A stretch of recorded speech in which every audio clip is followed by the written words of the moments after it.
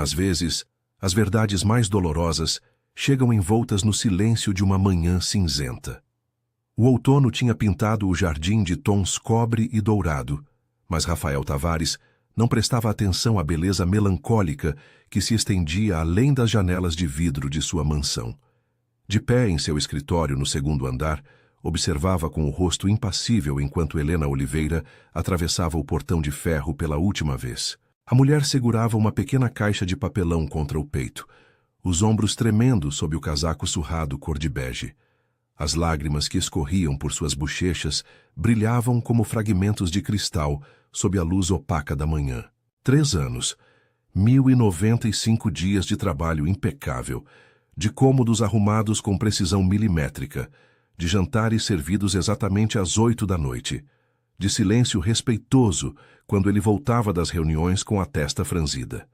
E agora, tudo terminava com uma frase cortante pronunciada havia apenas meia hora. Seus serviços não são mais necessários.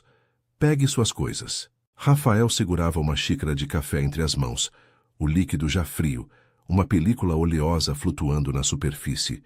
Seus dedos tremiam imperceptivelmente, um detalhe que ele mesmo notou com irritação. Não havia razão para tremer. Era uma decisão de negócios, uma decisão necessária. Havia visto um documento entre os papéis de Helena na noite anterior, quando passou pela cozinha procurando água.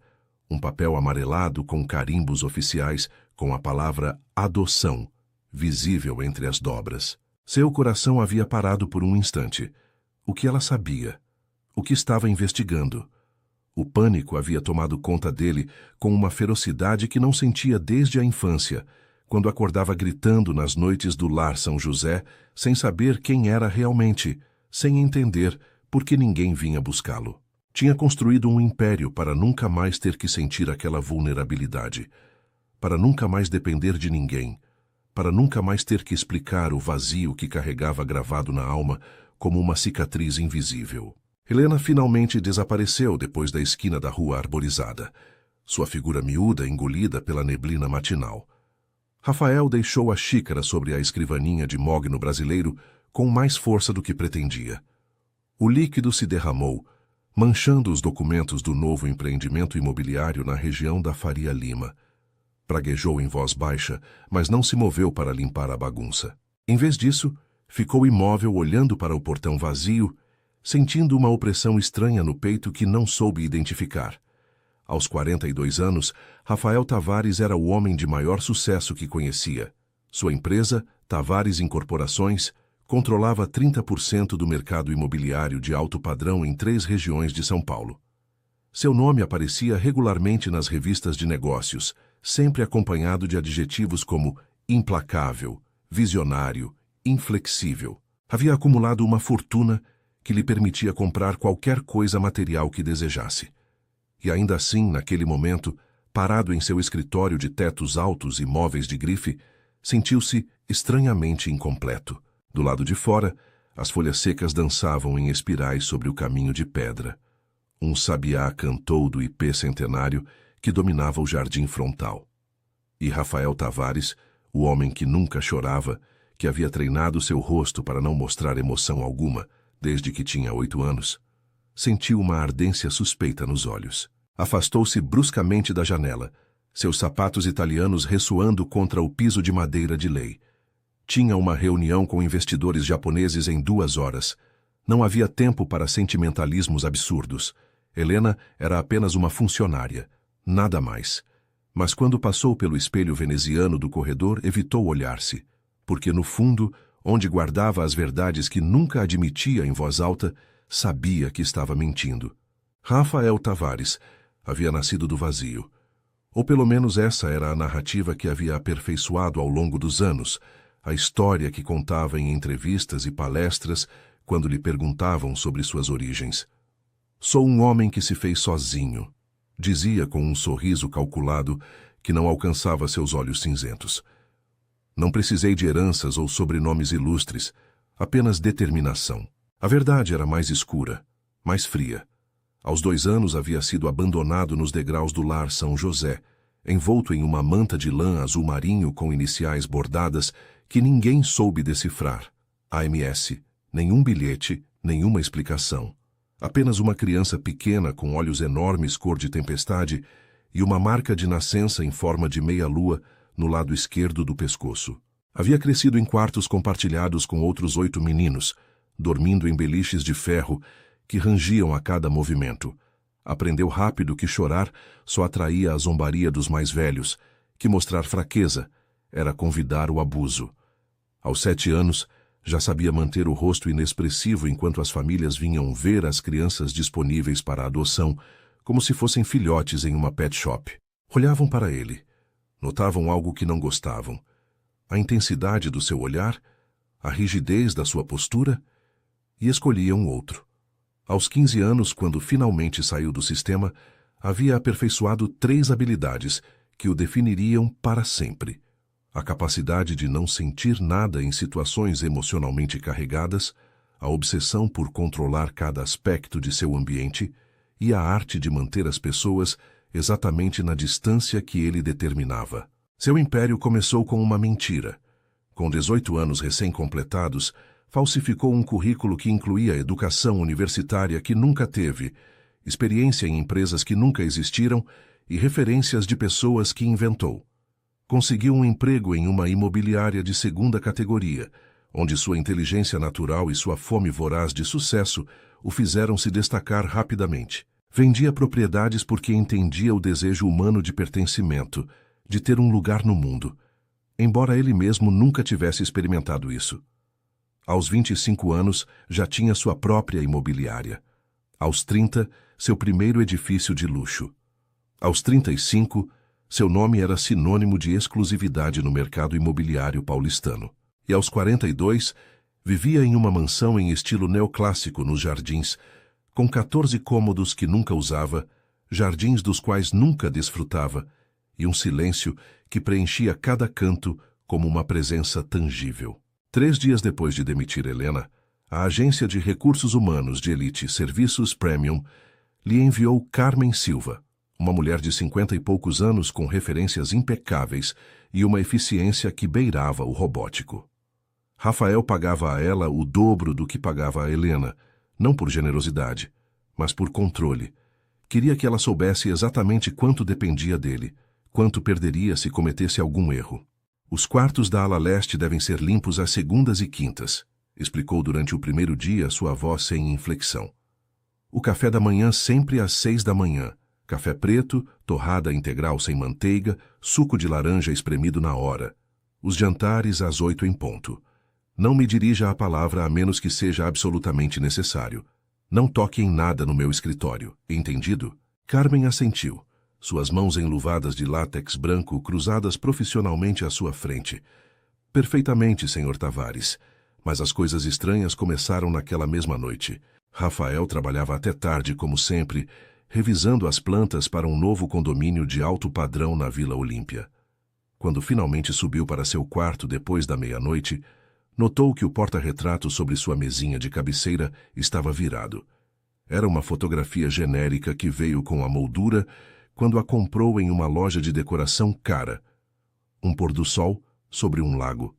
Nunca se incomodara em trocá-la. Mas agora estava de cabeça para baixo. Franziu a testa, virando-a de volta à sua posição original. Provavelmente Carmen a havia mexido enquanto limpava, embora ele tivesse dado instruções específicas de não tocar em nada pessoal. No dia seguinte, quando voltou de uma reunião de 4 horas com arquitetos, encontrou os livros de sua biblioteca particular reorganizados, não por cor ou tamanho, como estavam antes, mas por temática. Todos os livros sobre história familiar e genealogia estavam agrupados juntos na prateleira do meio, na altura dos olhos, impossíveis de ignorar. O pulso de Rafael acelerou.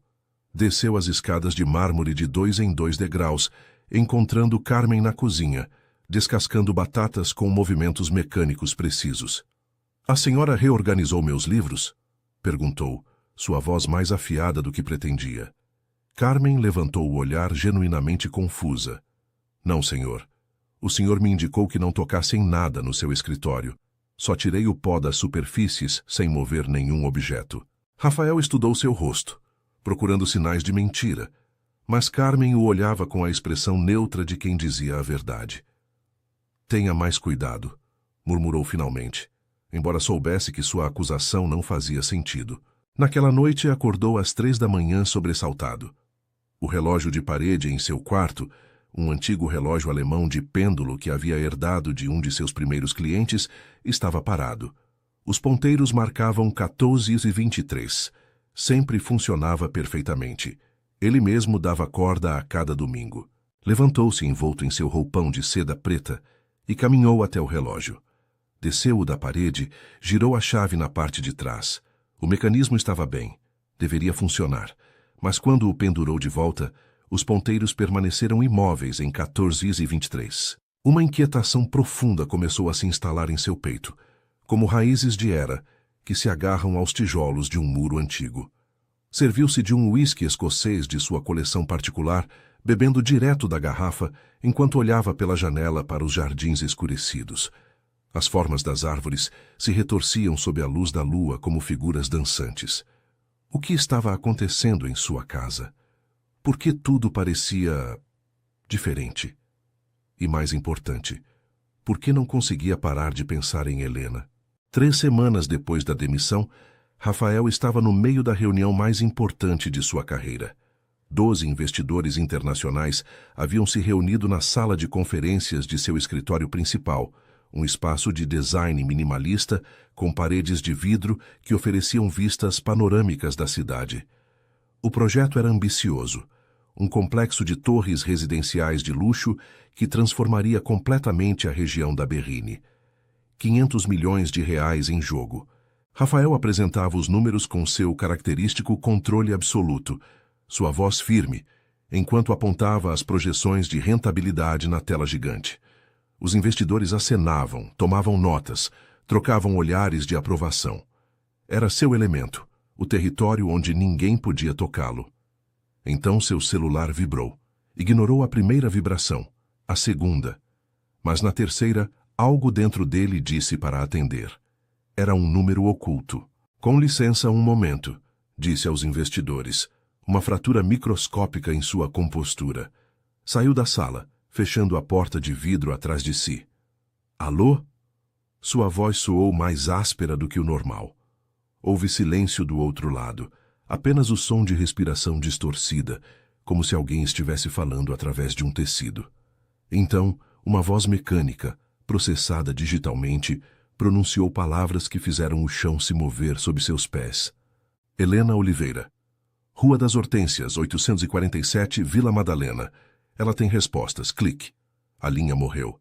Rafael ficou imóvel no corredor, o celular ainda pressionado contra o ouvido. Seu coração batia com uma violência que não sentia há anos. Quem havia ligado? Por que mencionavam Helena? Que respostas? Senhor Tavares? A voz de sua assistente Beatriz interrompeu seu transe. Os investidores estão esperando. Voltou para a sala no piloto automático, terminou a apresentação com eficiência mecânica.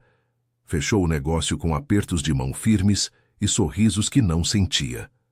Mas sua mente estava a quilômetros de distância, girando em torno de um nome, um endereço, um mistério que não podia ignorar. Naquela noite, dirigia seu BMW preto por ruas que nunca havia visitado. A Vila Madalena era exatamente o oposto de seu mundo de mansões com jardins privativos e muros de segurança.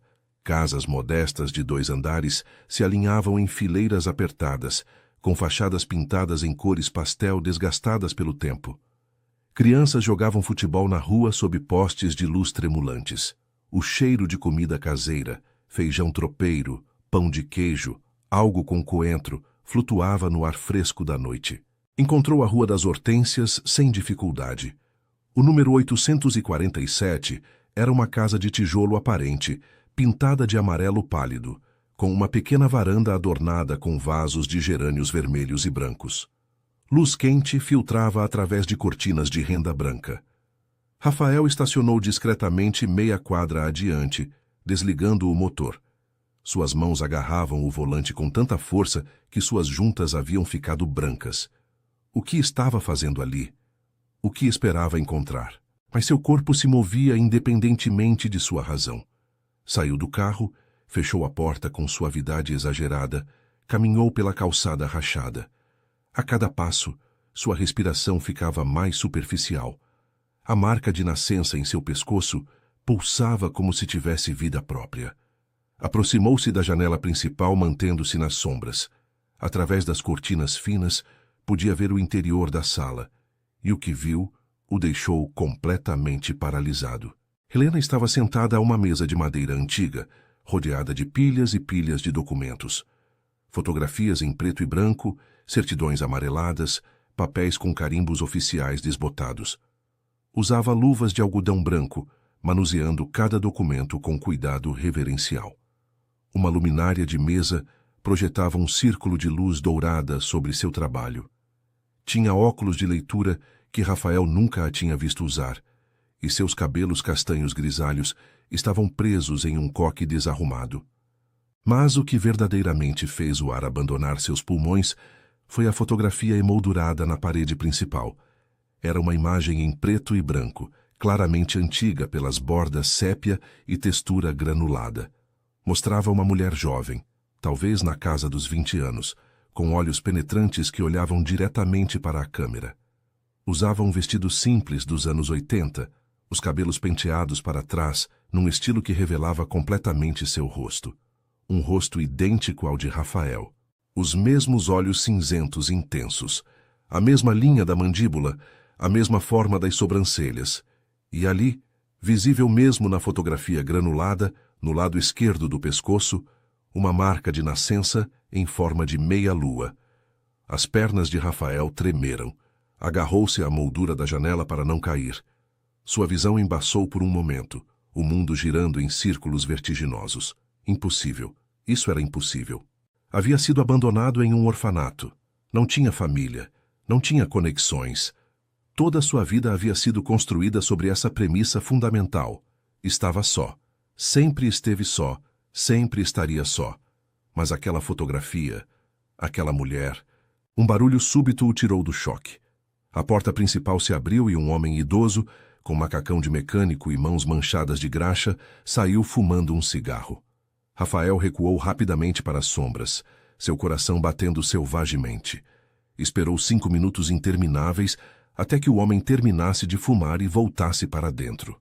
Então, quase sem pensar, tirou o celular e fotografou a janela, capturando a imagem de Helena rodeada de documentos e, ao fundo, o retrato emoldurado na parede. Caminhou de volta ao seu carro como um sonâmbulo. Subiu, fechou a porta, mas não ligou o motor. Ficou sentado na escuridão, olhando para a fotografia borrada em sua tela, ampliando-a repetidas vezes, estudando cada detalhe daquele rosto que era como olhar-se num espelho distorcido pelo tempo. Quem era aquela mulher? Por que Helena tinha sua fotografia? O que tudo isso significava? O aroma familiar o envolveu então, filtrando através das saídas de ar do carro. Canela e baunilha. O mesmo aroma que às vezes o acordava de sonhos confusos que não lembrava ao amanhecer. O mesmo aroma que, por razões que nunca conseguiu explicar, lhe causava uma nostalgia aguda por algo que nunca havia conhecido. Finalmente ligou o motor, dirigindo de volta à sua mansão vazia. Mas sabia, com uma certeza que o aterrorizava, que sua vida acabara de mudar para sempre. No dia seguinte, Rafael contratou a agência de investigação mais discreta de São Paulo. Pesquisas Confidenciais, especializada em casos delicados que requeriam absoluta privacidade. O escritório ficava em um prédio sem graça no centro, sem placa visível, acessível apenas por indicação pessoal. Ricardo Ferreira, o investigador principal, era um homem de uns 50 anos com o tipo de rosto que se esquecia imediatamente depois de ver. Perfeito para sua profissão. Ouviu as instruções de Rafael sem fazer anotações, memorizando cada detalhe. Preciso de informações completas sobre Helena Oliveira, disse Rafael deslizando uma pasta através da mesa. Ali está o endereço dela, data de nascimento, tudo o que tenho. Quero saber o que ela está investigando, por que tem aqueles documentos, que conexão existe entre ela e... Parou as palavras emperradas na garganta. E... pressionou Ricardo com voz neutra. E eu, concluiu Rafael, sua mandíbula tensa. Especificamente quero saber sobre a mulher naquela fotografia emoldurada na sala dela. quem é, de onde vem, qualquer conexão possível comigo. Ricardo não piscou, não mostrou surpresa. Há algo mais que eu deva saber sobre sua história pessoal, Sr. Tavares? Qualquer detalhe facilitaria a investigação. Rafael sentiu a tentação de mentir, de inventar uma história menos humilhante. Mas se queria respostas reais, precisava dar informações reais. Fui abandonado no Lar São José quando tinha 2 anos, disse finalmente, cada palavra como arrancar um prego enferrujado de madeira antiga. Nunca soube quem eram meus pais biológicos. O único detalhe que tenho é que estava envolto em uma manta com as iniciais AMS bordadas. Tenho uma marca de nascença no pescoço esquerdo. Ricardo assentiu. Terei um relatório preliminar em 1 semana. Orçamento? Ilimitado, respondeu Rafael. Mais preciso de descrição absoluta. Ninguém pode saber que estou investigando isso. Durante os 15 dias seguintes, Rafael viveu em estado de tensão constante, que afetava cada aspecto de sua vida. Nas reuniões de negócios, perdia o fio das conversas, tinha que pedir que repetissem informações. Seus sócios notaram a mudança, mas não ousaram comentar.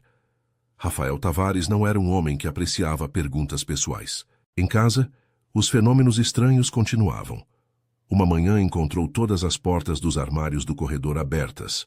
Outra vez, acordou e a fotografia genérica da moldura havia sido substituída por uma imagem impressa do Lar São José, retirada da internet.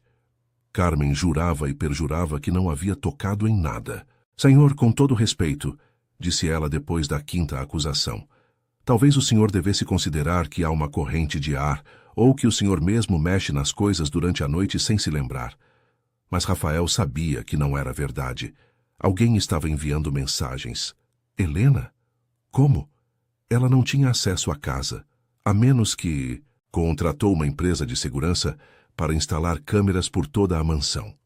Revisava as gravações toda noite, avançando rapidamente através de horas de corredores vazios, cômodos silenciosos. Nada. As coisas simplesmente apareciam mexidas entre um quadro e o seguinte, como se alguém tivesse editado a própria realidade. No 15º dia, Ricardo Ferreira ligou. Tenho informações, disse simplesmente. Pode vir ao escritório? Rafael cancelou todos os seus compromissos do dia. Dirigiu até o centro, com uma mistura de terror e antecipação se contorcendo em seu estômago. O escritório de Ricardo cheirava a café velho e papel. O investigador tinha à sua frente 3 pastas grossas, cada uma marcada com cores diferentes. Helena Oliveira, começou Ricardo abrindo a pasta verde. Não é o que parece. Sua formação é em História, com especialização em Genealogia e Arquivologia. Trabalhou 15 anos no arquivo público antes de pedir demissão abruptamente há 5 anos. Desde então tem se dedicado ao que poderíamos chamar de pesquisa genealógica independente. Rafael inclinou-se para a frente. O que significa isso exatamente? Reúne famílias separadas, explicou Ricardo. Pessoas dadas em adoção, filhos perdidos durante conflitos sociais, famílias separadas pela pobreza. Usa registros públicos, arquivos de cartórios, testemunhos orais. É bastante conhecida em certos círculos, embora trabalhe de forma muito discreta. O pulso de Rafael acelerou. E eu? Que conexão tem comigo? Ricardo abriu a 2ª pasta, amarela. Aqui fica interessante. Helena não aceitou o trabalho na sua casa por necessidade econômica. Tem economias suficientes para viver confortavelmente por vários anos. Aceitou o cargo porque o senhor era seu objetivo. As palavras caíram como pedras em água parada. Objetivo. Estava investigando o senhor há 2 anos antes de se candidatar ao trabalho, continuou Ricardo. Vinha rastreando registros de adoção do Lar São José, cruzando informações com certidões de nascimento da época. Seu nome apareceu em suas buscas. Rafael sentiu que a sala se inclinava ligeiramente. Por quê? Ricardo abriu a 3ª pasta vermelha. Dentro havia fotocópias de documentos antigos, fotografias desbotadas, e no centro, uma cópia da mesma fotografia que Rafael havia visto na parede de Helena. Esta mulher, disse Ricardo apontando para a imagem, chamava-se Ana Maria Santos. Morreu há 6 anos num hospital público, de câncer. Antes de morrer, confidenciou à única pessoa que a visitava regularmente, uma enfermeira chamada Rosa Oliveira, que tinha um segredo que a atormentava há décadas. Rosa Oliveira? Perguntou Rafael, a voz rouca. Família de Helena? Sua avó, confirmou Ricardo. Rosa Oliveira trabalhou como parteira numa clínica para mães solteiras nos anos 80. Ajudava mulheres em situações desesperadas, mulheres que não podiam ficar com seus bebês por pressão familiar, pobreza, vergonha social. E às vezes ajudava a esconder registros, a falsificar documentos, para proteger a identidade das mães. Rafael não conseguia respirar. Ana Maria Santos deu à luz gêmeos em 1983, disse Ricardo suavemente. Um menino e uma menina. O parto foi complicado. Ela estava sozinha, apavorada. Sua família a havia repudiado por engravidar fora do casamento.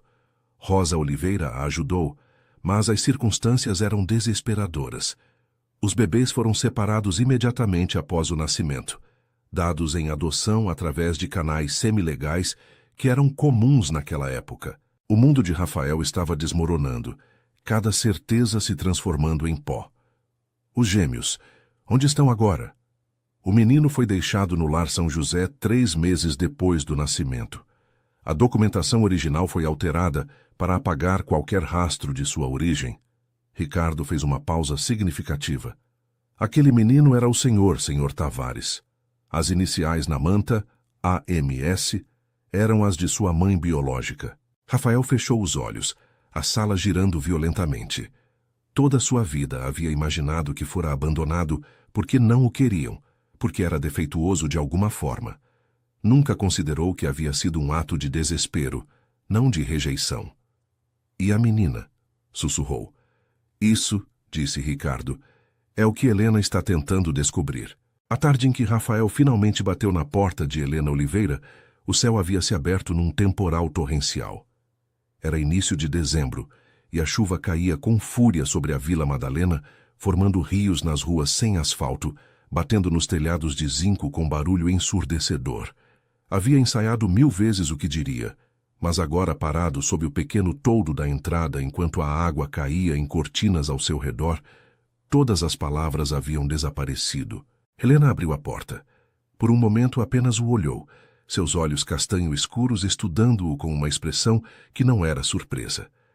Era mais como reconhecimento, como se estivesse esperando por aquele momento há muito tempo. Senhor Tavares, disse finalmente sua voz suave, mas firme. Entre, por favor. Vai se molhar todo. O interior da casa era acolhedor, impregnado de aromas que fizeram algo no peito de Rafael se apertar dolorosamente. Canela, baunilha, algo mais que não conseguia identificar, mas que lhe parecia profundamente familiar. As paredes estavam pintadas em tons terracota e creme, decoradas com tecidos feitos à mão em padrões geométricos que Rafael reconheceu vagamente de alguma feira de artesanato à qual nunca havia prestado atenção. Sente-se, disse Helena, apontando para um sofá de tecido florido. Vou preparar um café. Não preciso de café, respondeu Rafael mais bruscamente do que pretendia. Preciso de respostas. Helena o olhou por um longo momento, depois assentiu devagar. Então sente-se de qualquer forma, isso vai demorar. Enquanto ela desaparecia na cozinha, Rafael ficou de pé, incapaz de relaxar. Seus olhos percorreram a sala, devorando cada detalhe. A fotografia de Ana Maria Santos ainda pendia na parede, mas agora podia ver que estava cercada de outras imagens. Crianças pequenas, uma mulher idosa com avental branco de enfermeira, paisagens rurais com montanhas ao fundo. Num canto havia um pequeno altar, coberto com uma toalha de renda branca. Velas, flores secas, fotografias adicionais. E no centro, algo que fez Rafael se aproximar quase involuntariamente. Uma manta de bebê azul marinho, cuidadosamente dobrada dentro de uma moldura de vidro. Mesmo de longe, podia ver as iniciais bordadas em linha dourada. AMS. Encontrei essa manta 3 anos atrás, disse a voz de Helena atrás dele. Rafael se virou bruscamente. Ela segurava uma bandeja com 2 xícaras de porcelana delicada, decoradas com flores pintadas à mão. Numa caixa de pertences da minha avó, depois que ela faleceu, havia um bilhete anexado explicando que era de um dos gêmeos santos. Ela a havia guardado como lembrança, algo que provasse a existência daquela história trágica que a atormentava. Rafael aceitou a xícara de café com mãos que tremiam levemente. O aroma era herbáceo, com notas de hortelã e algo mais doce. Por quê? Sua voz saiu rouca. Por que trabalhar para mim? Por que não simplesmente me contar? Helena sentou-se numa cadeira de vime, segurando sua própria xícara com as 2 mãos. Porque precisava ter certeza. Os registros da minha avó eram fragmentários, escritos em código para proteger as identidades. Tinha o nome Ana Maria Santos e a data aproximada do parto. Mas os bebês foram registrados com nomes falsos inicialmente. Levou anos de pesquisa para cruzar as informações corretamente. Quando finalmente consegui rastreá-lo até o senhor, continuou, não podia simplesmente aparecer na sua porta e dizer: olá, acho que sua mãe biológica era esta mulher. O senhor é... Fez uma pausa, escolhendo as palavras cuidadosamente. É conhecido por sua privacidade extrema, por sua recusa de conexões pessoais. Pensei que se trabalhasse para o senhor, poderia conhecê-lo melhor, encontrar o momento certo, a abordagem correta. Então me espionava, disse Rafael, a amargura se infiltrando em seu tom. Observava, corrigiu Helena gentilmente. Há uma diferença. E o que vi foi um homem profundamente sozinho, construindo muros cada vez mais altos ao seu redor, convencido de que não precisava de ninguém. Queria ajudá-lo, Sr. Tavares. Queria dar-lhe algo que nunca teve. História, raízes, identidade. Rafael deixou a xícara de café sobre a mesinha de centro, o líquido respingando levemente. E os objetos mexidos na minha casa? As fotografias, os livros, o relógio? Helena o olhou confusa. Do que está falando? Ele descreveu os incidentes, a foto virada do orfanato, os livros de genealogia reorganizados, o relógio parado às 14h23. A cada detalhe, a expressão de Helena mudava de confusão para compreensão, e então para algo que parecia assombro. 14h23, murmurou ela. 2h23 da tarde. Essa foi a hora exata do seu nascimento, segundo os registros da minha avó. E os livros de genealogia, a foto do orfanato... Eu não fiz isso, Sr. Tavares, mas sei quem fez. Quem? Helena levantou-se, caminhou até um móvel antigo de madeira entalhada, abriu uma gaveta. Tirou um envelope pardo velho, amarelado nas bordas. Abriu-o com cuidado reverencial, retirando um conjunto de fotografias em preto e branco. Sua irmã, disse simplesmente. Rafael levantou-se tão abruptamente que quase derrubou a mesa. O quê? Sua irmã gêmea. Ana Clara Santos, embora tenha crescido com outro nome. Helena estendeu as fotografias. Foi adotada por uma família no sul, educada, amada. Mas sempre soube que era adotada. Sempre sentiu que lhe faltava algo. Há 2 anos, começou sua própria busca. Encontrou meu nome em fóruns de genealogia online. Entramos em contato. E juntas, encontramos o senhor. As fotografias mostravam uma mulher, diferentes fases de sua vida. Criança, talvez com 7 anos, sorrindo num balanço. Adolescente, séria numa foto de formatura. Adulta jovem, segurando um diploma universitário. E a mais recente, uma mulher de 42 anos, com olhos cinzentos intensos que Rafael conhecia, porque os via toda manhã no espelho. Ela sabia onde o senhor morava, continuou Helena. Sabia de sua obsessão pelo controle, por manter seu passado escondido. Não queria assustá-lo, então me pediu que trabalhasse na sua casa enquanto ela descobria a melhor forma de se aproximar. Os objetos mexidos era a forma dela de se comunicar sem confrontar diretamente, deixando pistas, despertando memórias, preparando-o. Rafael sentiu que suas pernas não o sustentavam mais. Deixou-se cair no sofá, as fotografias espalhadas ao seu redor como pétalas caídas. Uma irmã. Tinha uma irmã. Onde ela está? Perguntou, sua voz mal um sussurro. Helena tirou um papel do envelope, desdobrou-o com cuidado. Era uma carta escrita com caligrafia feminina elegante em tinta azul. Ela mora na França agora. É professora de literatura comparada na Universidade de Lyon, disse Helena. Mas volta ao Brasil no mês que vem. Tem esperando que o senhor estivesse pronto.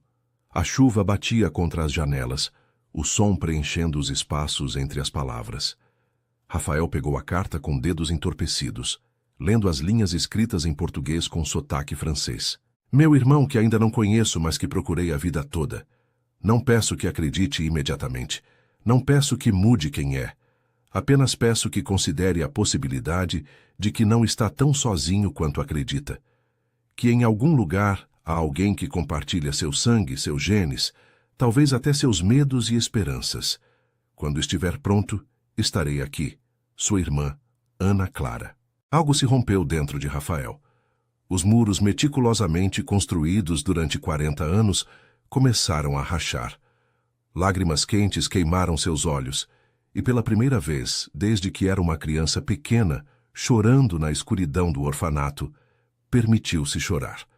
Helena aproximou-se silenciosamente, colocou uma mão suave sobre seu ombro. Não disse nada.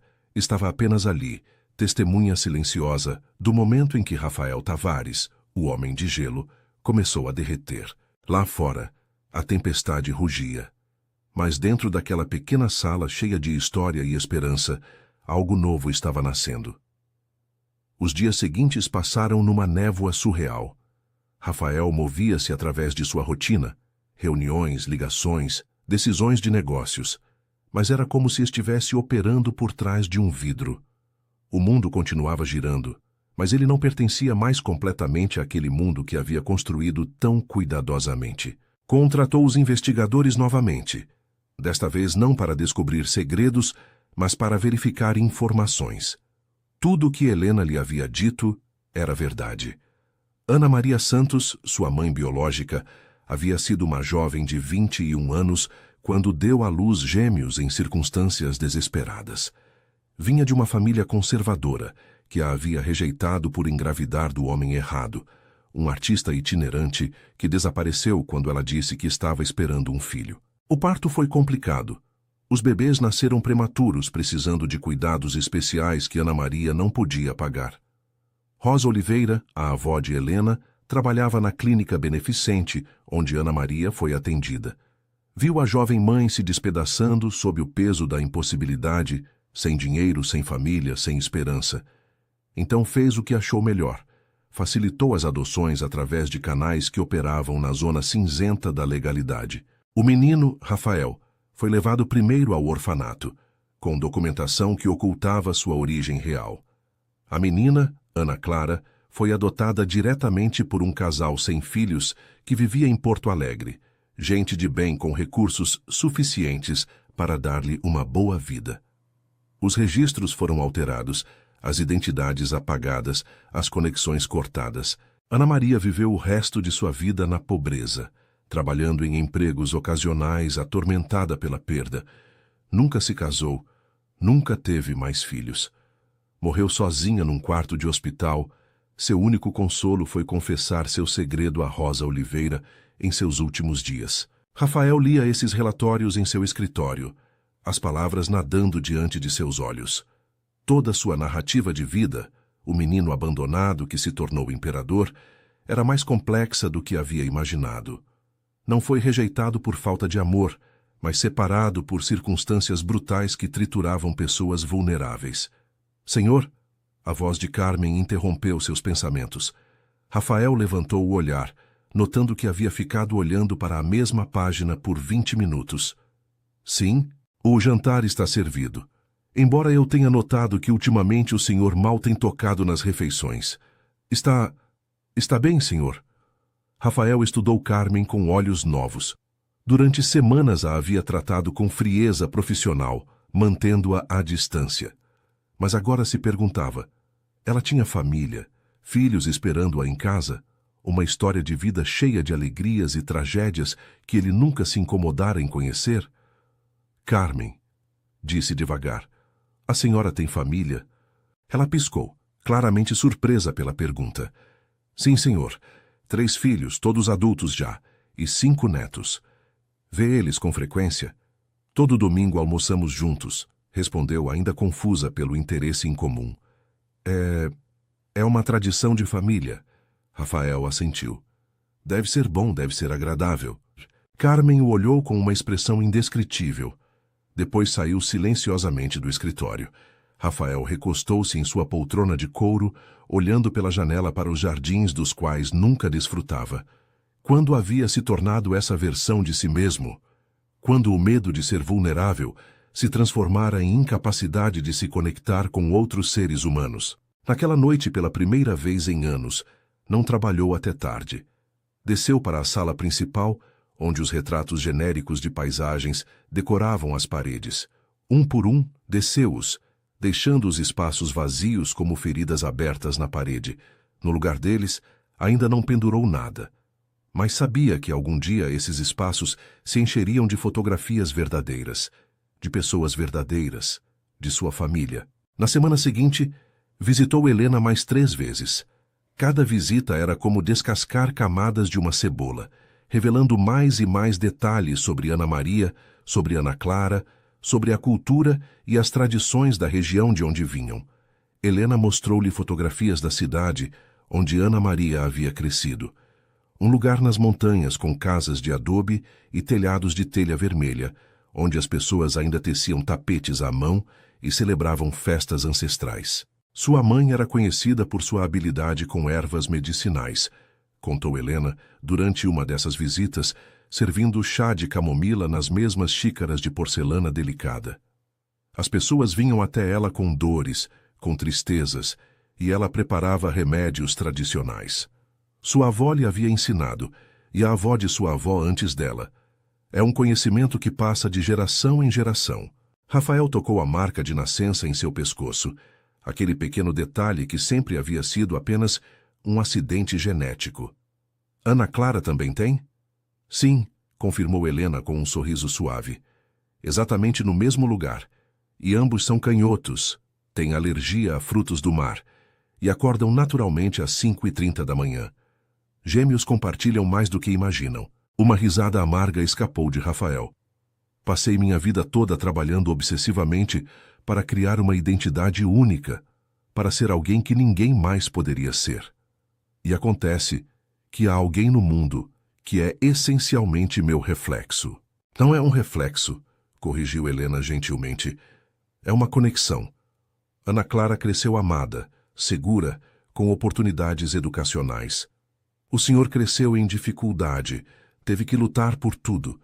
As circunstâncias os moldaram de formas diferentes, mas o vínculo fundamental permanece. Rafael processou essas palavras enquanto olhava pela janela para a rua do bairro. Crianças brincavam lá fora apesar do frio, suas risadas se elevando como pássaros no ar. Uma mulher idosa varria sua varanda, cantarolando uma melodia. Um homem consertava uma bicicleta enquanto seu filho observava, absorvendo conhecimento. Vida ordinária, conexões ordinárias. As coisas que Rafael sempre havia desprezado por serem sinais de mediocridade, de dependência, de fraqueza.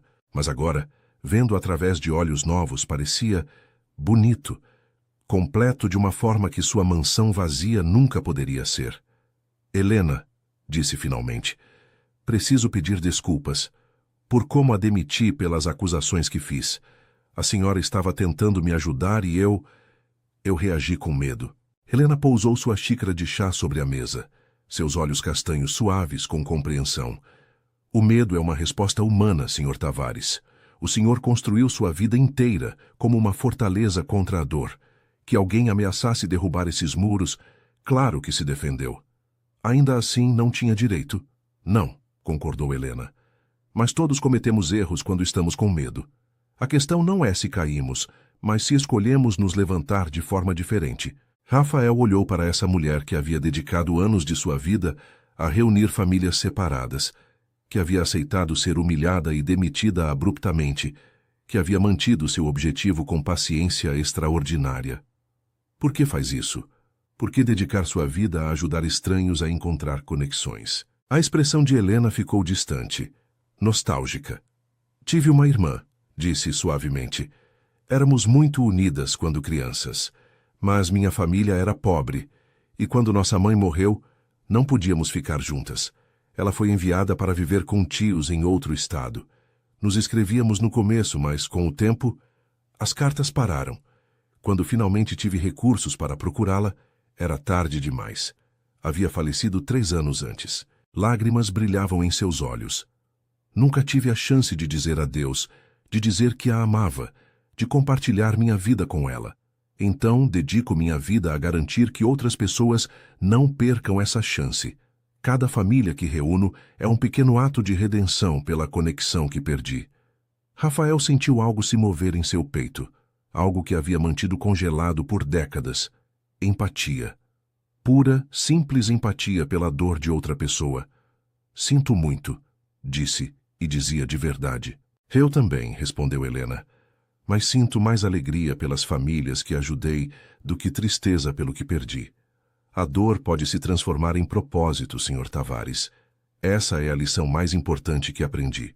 Naquela noite, dirigindo de volta à sua mansão, Rafael parou num sinal vermelho e viu seu reflexo no retrovisor. Os mesmos olhos cinzentos, a mesma expressão controlada. Mas algo havia mudado na forma como se via. Não era mais o menino abandonado que se tornou o homem de aço. Era o filho de Ana Maria Santos, irmão de Ana Clara, parte de uma história maior que sua ambição individual. E pela primeira vez em sua vida, isso não o aterrorizava. Dava-lhe esperança. 3 meses haviam passado desde aquela tarde chuvosa na casa de Helena. 3 meses, durante os quais a vida de Rafael se transformara de formas que nunca teria imaginado possíveis. A primeira mudança foi sutil, mas profunda. Começou a fazer perguntas. Nas reuniões com sua equipe, perguntava sobre suas famílias, seus fins de semana, seus hobbies. No início, seus funcionários respondiam com cautela, confusos pelo interesse repentino do chefe notoriamente distante. Mas, gradualmente, a atmosfera na Tavares Incorporações começou a mudar. As conversas no cafezinho do escritório não mais se interrompiam abruptamente quando ele entrava. As pessoas sorriam quando o viam nos corredores. Carmen notou a mudança mais dramaticamente. Uma manhã, enquanto servia o café, Rafael perguntou sobre seus netos. Ela falou por 15 minutos sobre a formatura da pré-escola do mais novo, mostrando-lhe fotos no celular. Rafael ouviu com atenção genuína, fez perguntas apropriadas, até sorriu quando ela descreveu como o menino havia esquecido sua fala no programa e começara a cantar uma música de desenho animado no lugar. Sabe, senhor, disse Carmen antes de sair do cômodo. É bom vê-lo assim, mas humano. Rafael riu, uma risada verdadeira que o surpreendeu. Suponho que ficar congelado por 40 anos eventualmente cansa. A segunda mudança foi mais tangível. Rafael contratou um advogado especializado em leis de adoção e reunificação familiar. Os processos legais para confirmar oficialmente seu parentesco com Ana Clara eram complexos, exigindo testes de DNA, verificação de documentos históricos, testemunhos. E sim, eventualmente se tornaria público. Seu diretor de relações públicas quase teve um ataque quando Rafael o informou de sua decisão. O senhor entende o que isso significa para sua imagem? Perguntou o homem, suando visivelmente. Toda a narrativa do self-made man que construímos era uma mentira, interrompeu Rafael calmamente. Uma mentira conveniente que me permitia evitar meu passado. Mas estou cansado de viver em ficções. Os investidores, os sócios, eles esperam uma certa imagem, protestou o diretor de relações públicas. Então encontrarão outra pessoa, respondeu Rafael com firmeza que não admitia debate. Minha irmã volta do exterior em 3 semanas. Até lá, quero ter toda a documentação em ordem. Prepare um comunicado à imprensa honesto, sem enfeites, sem manipulações.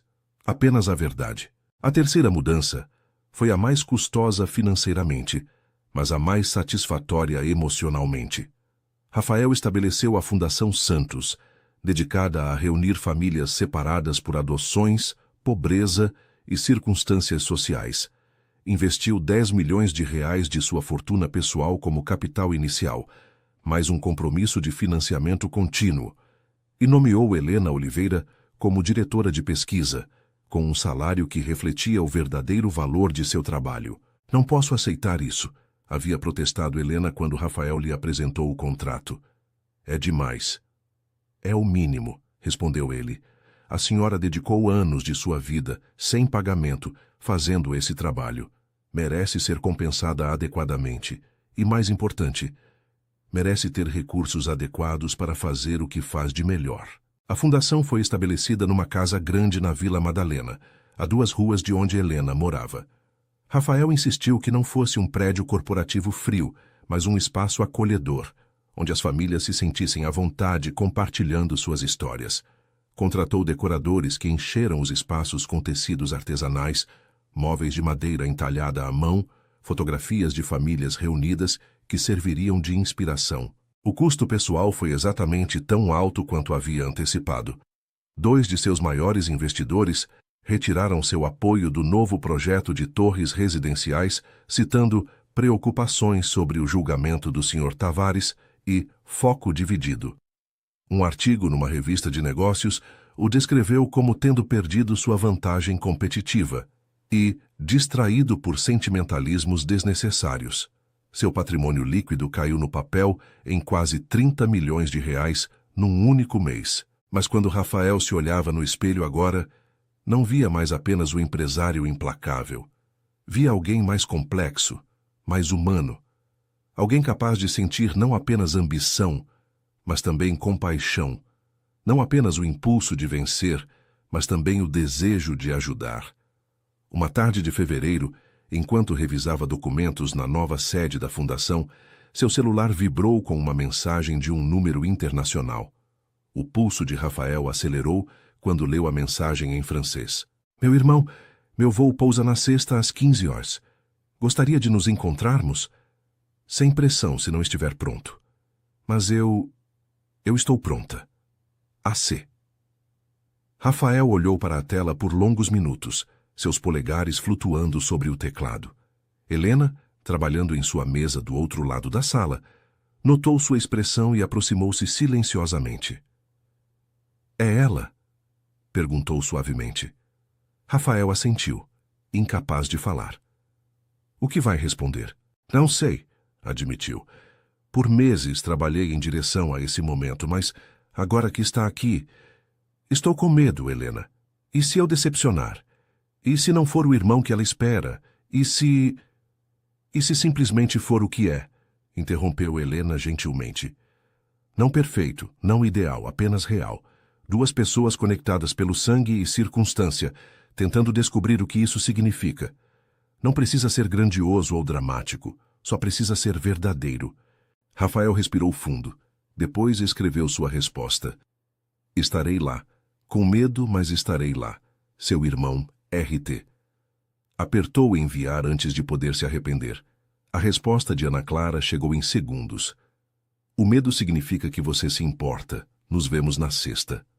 Os 4 dias seguintes passaram numa mistura de antecipação e terror. Rafael não conseguia se concentrar no trabalho. Reorganizou os móveis de sua sala 3 vezes, ensaiando mentalmente diferentes cenários de seu primeiro encontro. Deveria abraçá-la? Apertar sua mão? O que se diz a alguém que é simultaneamente família e estranha? Carmen o encontrou uma noite na cozinha às 2 da manhã, olhando fotografias de Ana Clara que Helena lhe havia dado. A mulher mais velha não disse nada, apenas preparou 2 xícaras de chá de camomila e sentou-se com ele em silêncio companheiro. Minha mãe costumava dizer, falou finalmente Carmen, que as coisas mais importantes da vida sempre dão medo, porque se não nos importássemos, não teríamos nada a perder. Rafael olhou para essa mulher que havia sido apenas a funcionária por meses, e agora se tornara algo parecido com uma amiga. Obrigado, Carmen. De nada, senhor, embora talvez pudesse parar de me chamar de senhor. Meu nome é Rafael. Ela sorriu. Está bem. Rafael. A sexta-feira chegou com um céu limpo de inverno. O ar frio, mas cristalino. Rafael se vestiu e se despiu 4 vezes antes de decidir por roupas casuais, jeans escuros, suéter azul marinho, jaqueta de couro. Nada muito formal, nada muito casual. Helena havia sugerido que se encontrassem na sede da fundação, um território neutro que era significativo para ambos. Às 14h45, Rafael estava de pé na sala principal da fundação, cercado por fotografias de famílias reunidas, o aroma de café fresco flutuando no ar. Suas mãos tremiam levemente. Helena estava com ele, sua presença acalmando. Respire, lembrou-o. Apenas respire. Às 15h17, exatamente, um táxi parou em frente à casa. A porta de trás se abriu, e Ana Clara Santos saiu para o mundo de seu irmão. Ana Clara Santos não era o que Rafael havia esperado, principalmente porque não sabia o que esperar. Nas fotografias parecia séria, acadêmica, com uma elegância contida que sugeria anos de educação europeia. Mas a mulher que caminhava em direção à porta da fundação era diferente. Menor do que havia imaginado, com os cabelos castanhos grisalhos presos numa trança desarrumada, vestindo jeans desgastados e um suéter de lã grossa cor vinho. Carregava uma mochila de couro gasto num ombro e seus calçados, tênis de trilha práticos, falavam de alguém que valorizava conforto sobre aparência. Mas foram seus olhos que pararam o coração de Rafael. Cinzentos como o céu de tempestade, exatamente como os dele. E no pescoço esquerdo, visível mesmo daquela distância, a marca de nascença em forma de meia-lua. Ana Clara parou a 3 metros da porta, como se um campo de força invisível a mantivesse naquela distância segura. Olharam-se por longos segundos que pareceram horas. Rafael notou detalhes que as fotografias não haviam capturado. A forma como ela torcia a alça da mochila com a mão esquerda, o mesmo gesto nervoso que ele fazia quando estava desconfortável.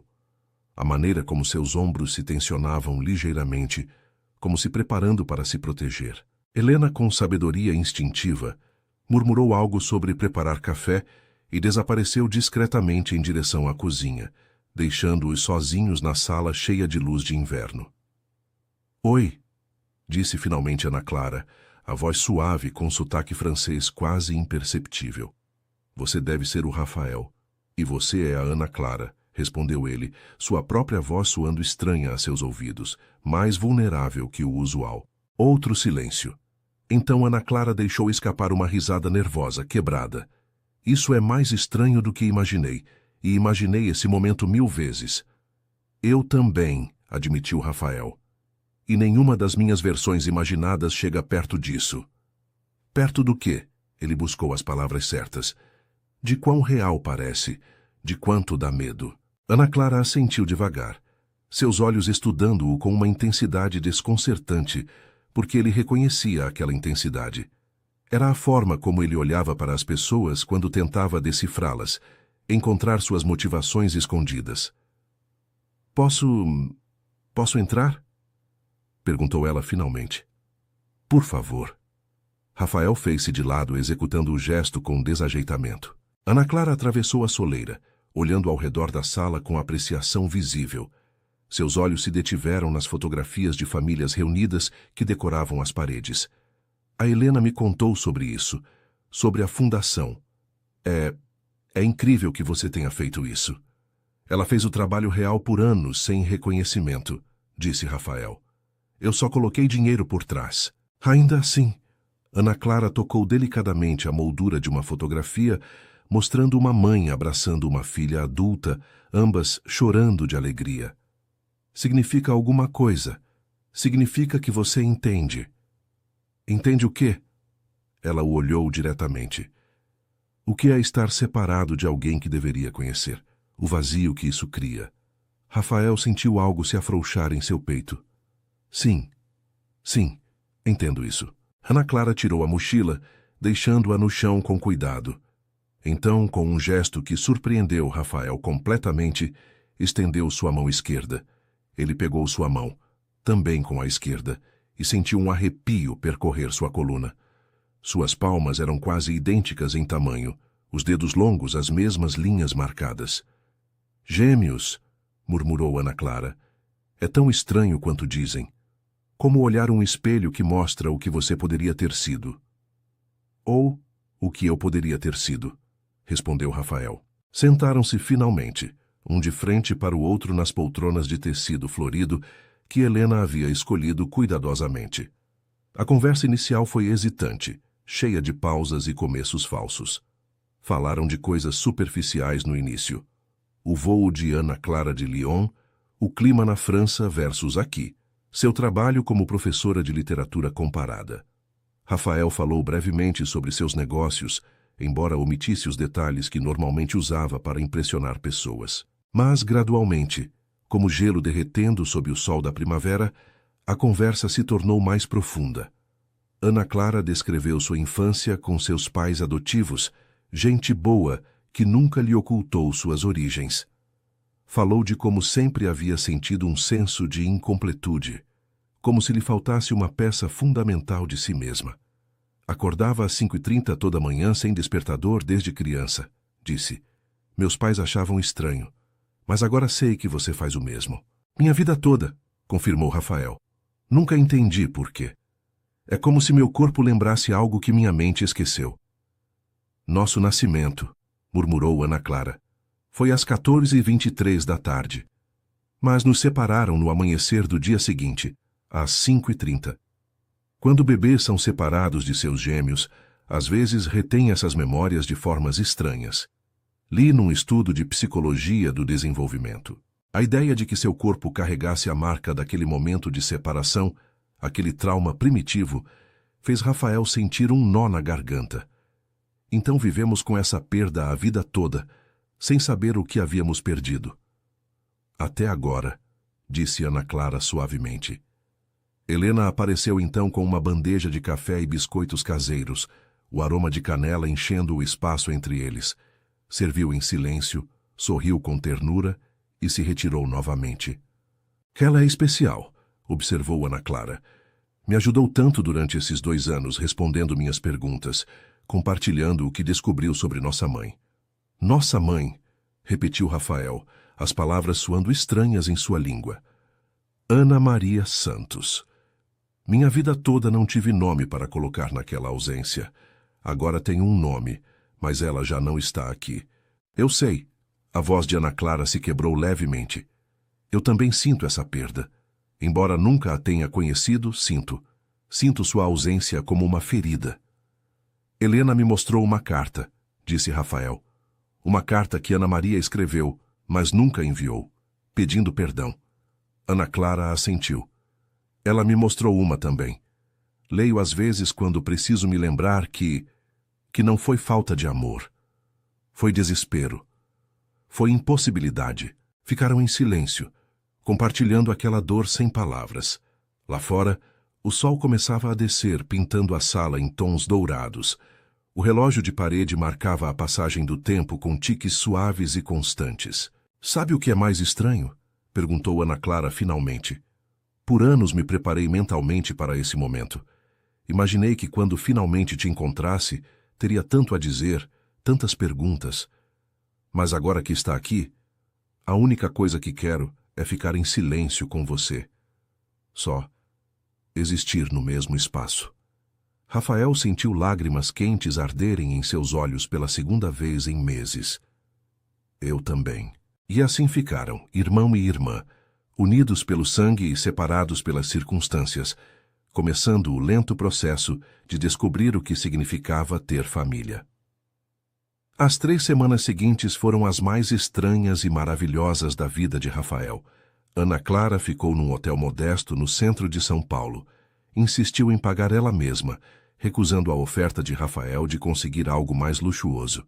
Não preciso de luxo, havia dito com um sorriso. Preciso de autenticidade. Viam-se quase todos os dias. Às vezes na fundação, onde Ana Clara ajudava a organizar arquivos e ouvia as histórias de outras famílias separadas. Outras vezes em pequenos cafés que ela escolhia, lugares sem pretensões, onde o café era forte e as conversas podiam se estender por horas. E ocasionalmente, com frequência crescente, na mansão de Rafael. A primeira vez que Ana Clara visitou a casa, sua reação foi educadamente neutra. Caminhou pelos cômodos enormes, admirou a arquitetura, comentou sobre as vistas espetaculares. Mas Rafael conseguia ler nas entrelinhas. Ela via a frieza do espaço, a ausência de vida real, a maneira como cada objeto parecia escolhido por valor monetário em vez de significado pessoal. É muito grande para uma pessoa, observou finalmente, de pé na sala principal com seus 14 retratos genéricos de paisagens. Sim, admitiu Rafael. É. Por que comprou? Ele deu de ombros. Para provar que podia. Para ter algo que ninguém pudesse me tirar. Ana Clara olhou para ele com aqueles olhos cinzentos que eram como olhar-se num espelho emocional. Mas te faz feliz? A pergunta era tão simples, tão direta, que Rafael ficou sem palavras. Ninguém nunca lhe havia perguntado isso. Ou talvez tivessem, e ele havia sido obstinado demais para ouvir. Não, respondeu finalmente. Não me faz feliz. Só me faz sentir seguro. No controle. Controle é uma ilusão, disse Ana Clara suavemente. Aprendi isso quando meu pai adotivo morreu de infarto dormindo. Tinha 50 anos, saudável, ativo, e um dia simplesmente se foi. Você não pode controlar a vida, Rafael. Só pode decidir como vivê-la. Aquela conversa ficou com Rafael por dias. Começou a ver sua mansão com novos olhos, não como uma conquista, mas como uma prisão que ele mesmo havia construído. Uma prisão muito cara e bonita, mas ainda assim, uma prisão. As conversas entre eles se aprofundavam a cada encontro. Descobriram coincidências estranhas, que iam além da genética. Ambos odiavam elevadores com intensidade irracional. Ambos organizavam seus livros por cor antes de perceber o absurdo e reorganizar por tema. Ambos tinham pesadelos recorrentes sobre estar presos em espaços pequenos, mas também descobriram diferenças fundamentais. Ana Clara era abertamente emocional. Chorava durante filmes tristes, ria alto em público, abraçava estranhos de quem gostava. Rafael continuava reservado, controlado, desconfortável com demonstrações físicas de afeto. Ela amava literatura, poesia, arte. Ele preferia números, dados, estratégia. Somos como moedas opostas, observou Ana Clara numa tarde enquanto compartilhavam uma refeição num pequeno restaurante especializado em comida tradicional da região de onde vinha sua mãe.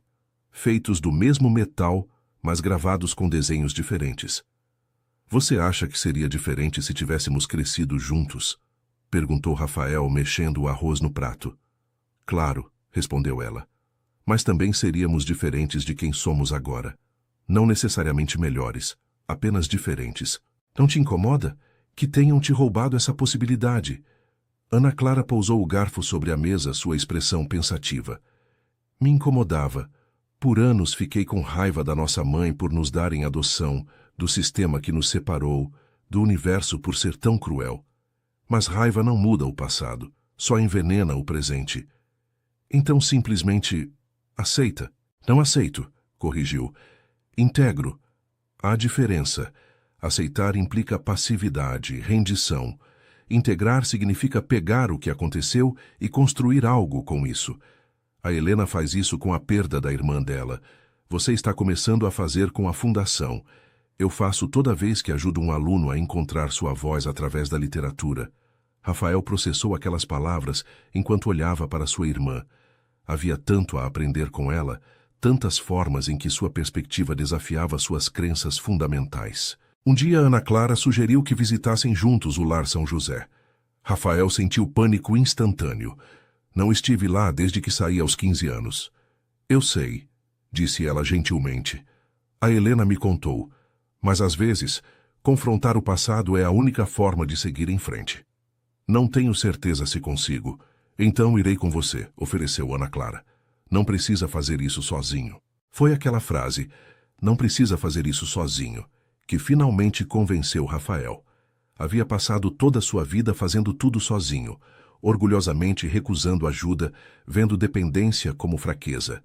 Mas aqui estava sua irmã, oferecendo estar com ele, não por obrigação, mas por escolha. No sábado seguinte, dirigiram juntos ao orfanato. O prédio havia sido transformado num centro comunitário, como Helena havia mencionado, mas a estrutura básica permanecia igual.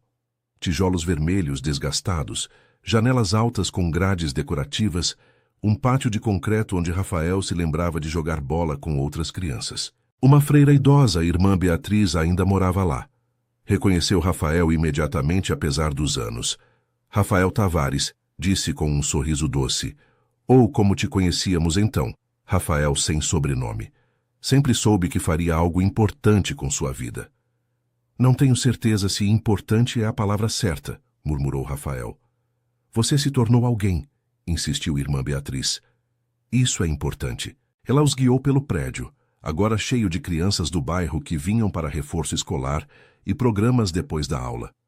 O refeitório onde Rafael havia comido 1000 refeições institucionais era agora uma biblioteca. Os dormitórios haviam sido convertidos em salas de arte.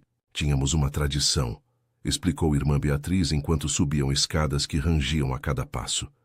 Quando uma criança saía do orfanato, guardávamos uma caixa com seus pertences, seus desenhos, qualquer coisa que tivesse criado aqui. Caso um dia voltasse procurando conexão com seu passado. Levou Rafael e Ana Clara a uma sala de depósito no 3º andar. Lá, em prateleiras de madeira velhas, havia dezenas de caixas de papelão, cada uma etiquetada com nomes e datas. Encontraram a de Rafael facilmente. Rafael, 1998-2001. A caixa estava coberta de poeira, intocada por mais de 2 décadas. Deixo vocês sozinhos, disse irmã Beatriz, fechando a porta suavemente atrás de si. Rafael ficou olhando para a caixa, incapaz de se mover. Ana Clara colocou a mão sobre seu ombro. Quer que eu abra? Ele balançou a cabeça. Com mãos trêmulas, levantou a tampa. Dentro havia fragmentos de sua infância. Desenhos de giz de cera de casas com famílias sorridentes, um robô feito com caixas de papelão e papel alumínio, uma pequena manta de crochê azul e branca. E no fundo, num envelope amarelado, uma carta.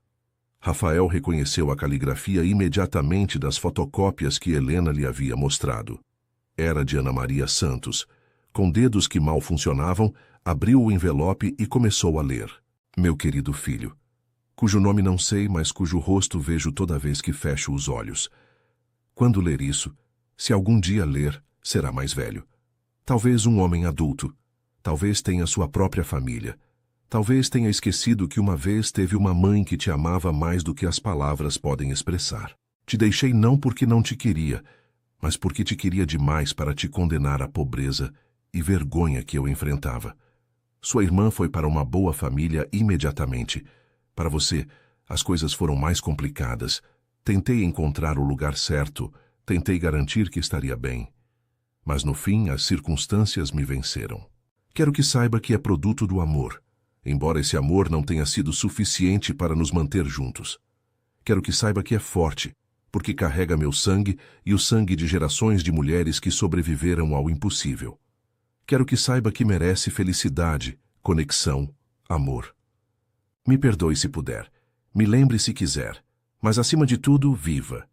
Viva plenamente, ame profundamente, ria quando puder e chore quando precisar. Não construa muros tão altos que te separem do mundo. Você já foi separado uma vez. Não se separe de si mesmo por escolha. Sempre sua mãe, Ana Maria Santos. Rafael terminou de ler com lágrimas correndo livremente por seu rosto. Ana Clara chorava também, seu braço ao redor dos ombros de seu irmão. Abraçaram-se ali, naquela sala de depósito empoeirada, cheia de memórias abandonadas, permitindo-se finalmente sentir o peso completo do que haviam perdido e o milagre do que haviam encontrado. Ela nos conhecia, sussurrou Ana Clara. Sem nos conhecer, nos conhecia. E nos amava, acrescentou Rafael, sua voz quebrada. Apesar de tudo, nos amava. Era o momento de cura que ambos precisavam, o perdão que não sabiam estar buscando. Um mês depois do reencontro, as coisas começaram a se complicar de formas que Rafael não havia antecipado. Ana Clara tinha que voltar à França. Sua licença da universidade estava chegando ao fim. Mas a ideia de se separarem, depois de mal começarem a se conhecer, era insuportável para ambos. Você poderia ficar, sugeriu Rafael durante um jantar em sua mansão, a primeira vez que cozinhava para alguém em anos, com ajuda considerável de Carmen. Tem universidades aqui. Poderia se transferir, ensinar literatura comparada em qualquer lugar. Ana Clara mexeu a comida no prato. Tenho uma vida lá, Rafael. Alunos que dependem de mim, colegas, amigos. Meu apartamento em Lyon. Não posso simplesmente abandonar tudo. Por que não? A frustração se infiltrava em sua voz. Eu faria. Se encontrasse algo que realmente importasse, deixaria tudo para trás. Faria? Perguntou ela, olhando-o diretamente. Mesmo? Porque parece que passou a vida toda construindo esse império, essa identidade. Abandonaria tão facilmente? O desafio em suas palavras o picou. Por você, sim. Você não me conhece o suficiente para fazer esse sacrifício, respondeu Ana Clara suavemente. E não deveria. Não posso ser a razão pela qual desmonta sua vida. Assim como você, não pode ser a razão pela qual desmonto a minha. Então, o quê?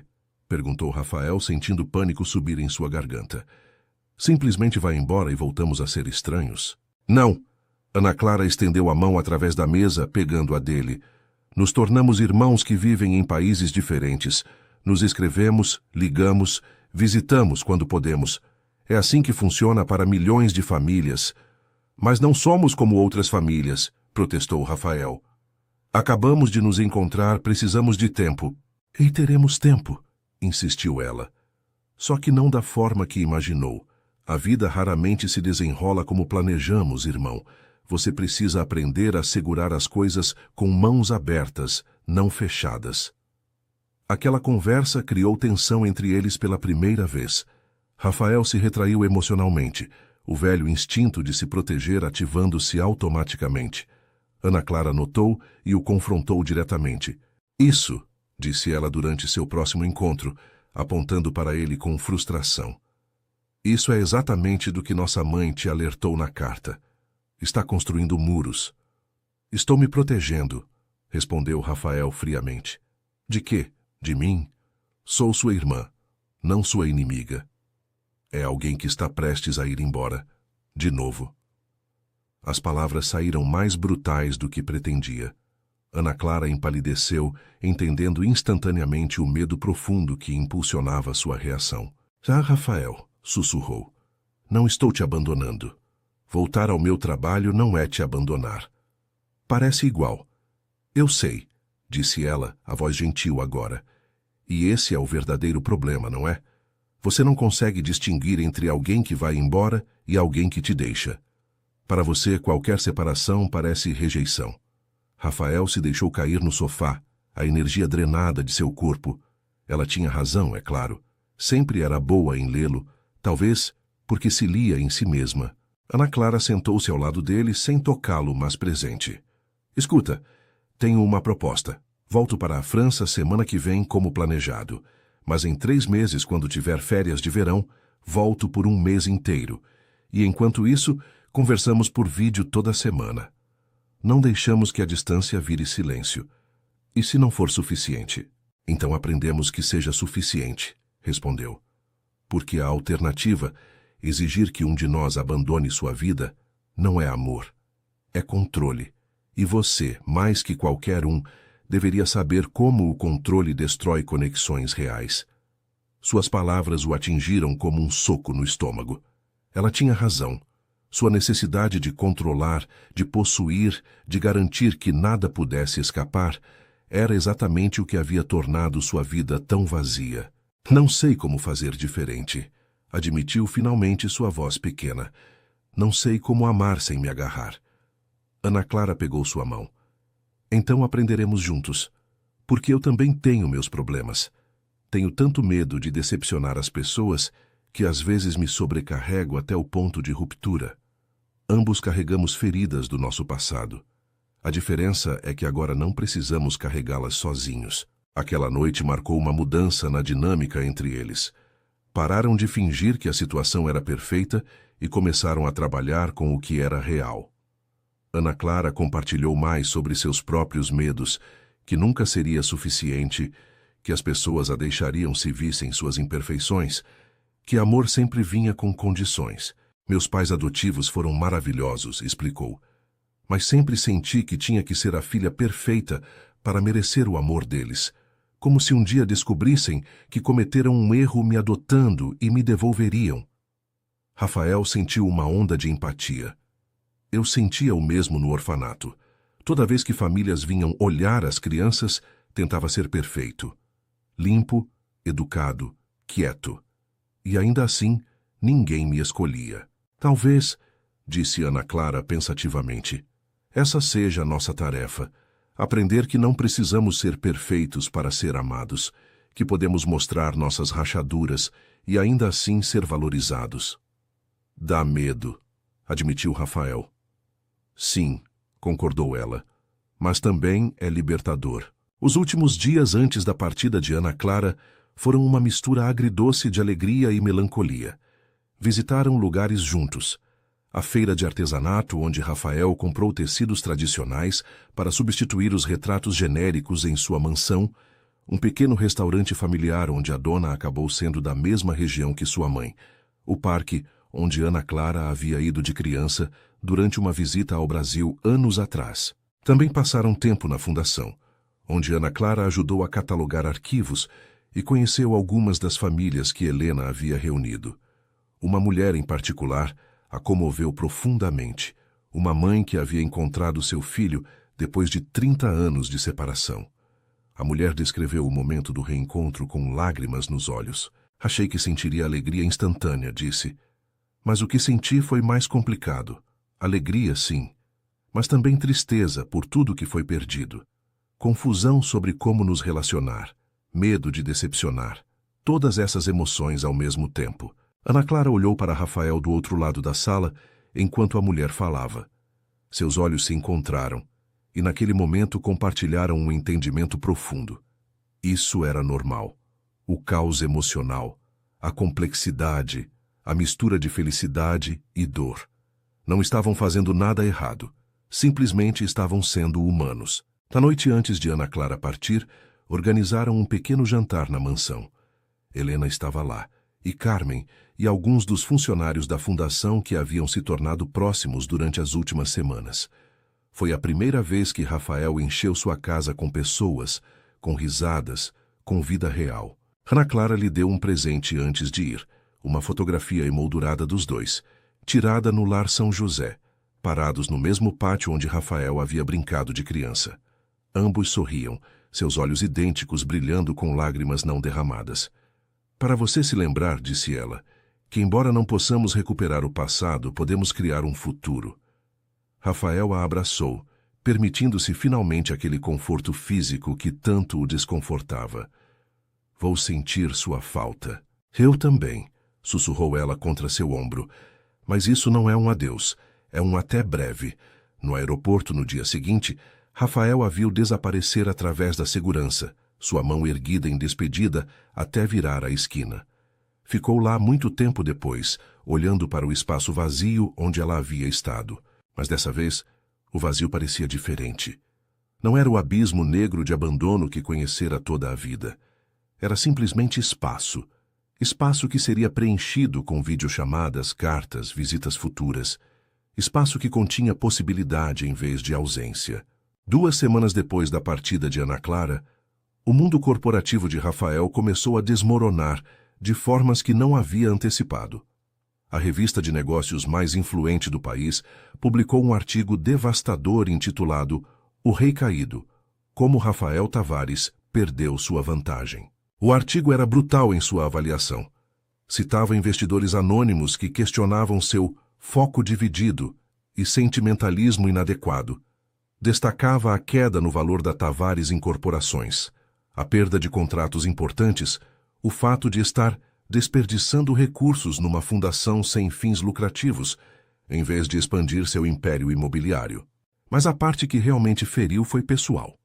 O artigo revelava sua história de adoção, sua origem no Lar São José e pintava sua busca por família como uma crise de meia-idade mal administrada e uma distração de fracassos comerciais recentes.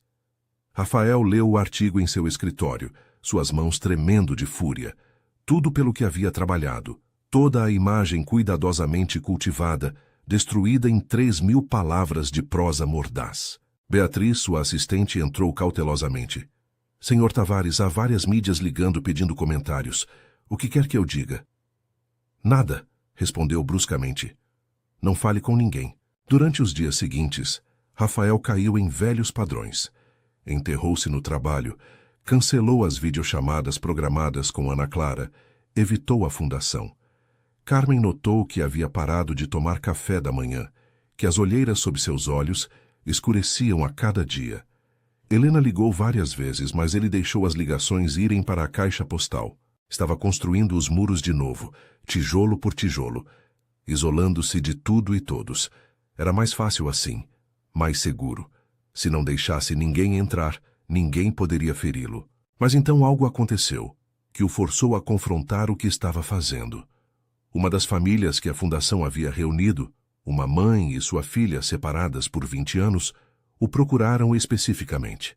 Apareceram em seu escritório sem hora marcada, e Beatriz, conhecendo o tipo de trabalho que a fundação fazia, as deixou passar. Senhor Tavares, disse a mãe, uma mulher de uns 50 anos com olhos bondosos, lemos o artigo, e queríamos que soubesse algo. Rafael olhou para elas com cansaço. O quê? Que o que fez criar aquela fundação nos dar os recursos para nos encontrarmos depois de tanto tempo? A voz da mulher se quebrou. Nos devolveu a vida. Minha filha e eu perdemos 20 anos juntas. 20 anos que nunca recuperaremos. Mas graças ao Senhor temos um futuro. Temos a chance de construir uma relação, de nos conhecer, de nos amar. A filha, uma jovem de 25 anos, continuou. Não me importa o que diz aquele artigo sobre perda de foco ou sentimentalismo. O Senhor pegou sua dor e a transformou em propósito. Pegou sua própria experiência de separação e a usou para ajudar outros. Isso não é fraqueza. É a coisa mais forte que alguém pode fazer. Rafael sentiu algo se rompendo dentro dele, as defesas que havia estado construindo freneticamente começando a rachar. Mas meus negócios importam mais que as vidas que está mudando?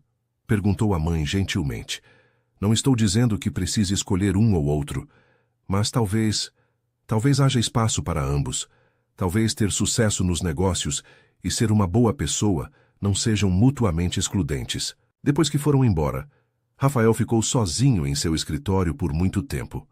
Olhou para a fotografia que Ana Clara lhe havia dado, a dos dois parados no orfanato. Depois, olhou pela janela para a cidade que havia conquistado com ambição impiedosa. Quem era ele realmente? O empresário frio que havia sido por 40 anos? Ou o homem que estava emergindo, capaz de sentir, de se conectar, de amar? Talvez fosse ambos. Talvez pudesse ser ambos. Naquela noite, finalmente ligou para Ana Clara. Ela atendeu depois do primeiro toque, seu rosto enchendo a tela do laptop. Rafael, disse, alívio evidente em sua voz. Você tem me evitado. Eu sei, admitiu. Li o artigo e... entrei em pânico. Voltei às minhas velhas formas. E agora? Agora percebo que não posso viver assim. Me escondendo toda vez que as coisas ficam difíceis. Construindo muros toda vez que me sinto vulnerável. Ana Clara sorriu suavemente. Esse é um grande passo, irmão. Preciso da sua ajuda, disse Rafael as palavras que nunca havia conseguido dizer a ninguém. Não sei como equilibrar isso. Como ser quem eu era e quem quero ser ao mesmo tempo. Acho que essa é a pergunta errada, respondeu Ana Clara. Não se trata de equilibrar duas pessoas diferentes. Se trata de integrar todas as partes de você mesmo. O empresário ambicioso e o irmão carinhoso. O homem do controle e o homem capaz de se render. Você não precisa escolher. Só precisa aprender a deixá-las coexistir. Conversaram por horas. Ana Clara compartilhando suas próprias lutas com identidade e integração. Contou sobre seus alunos em Lyon, como ensinar literatura a ajudava a entender sua própria história. Falou sobre terapia, algo que havia começado anos atrás e que a havia ajudado imensamente. Já considerou falar com alguém? Perguntou. Um profissional que possa te ajudar a processar tudo isso. Rafael nunca havia considerado terapia. Era para pessoas fracas, ou assim sempre havia pensado. Mas agora, olhando para sua irmã através da tela, vendo a força que ela havia ganhado através daquele processo, perguntou-se se estava errado sobre muitas coisas.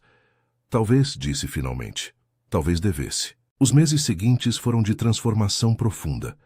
Rafael começou terapia com um psicólogo especializado em trauma de adoção e abandono.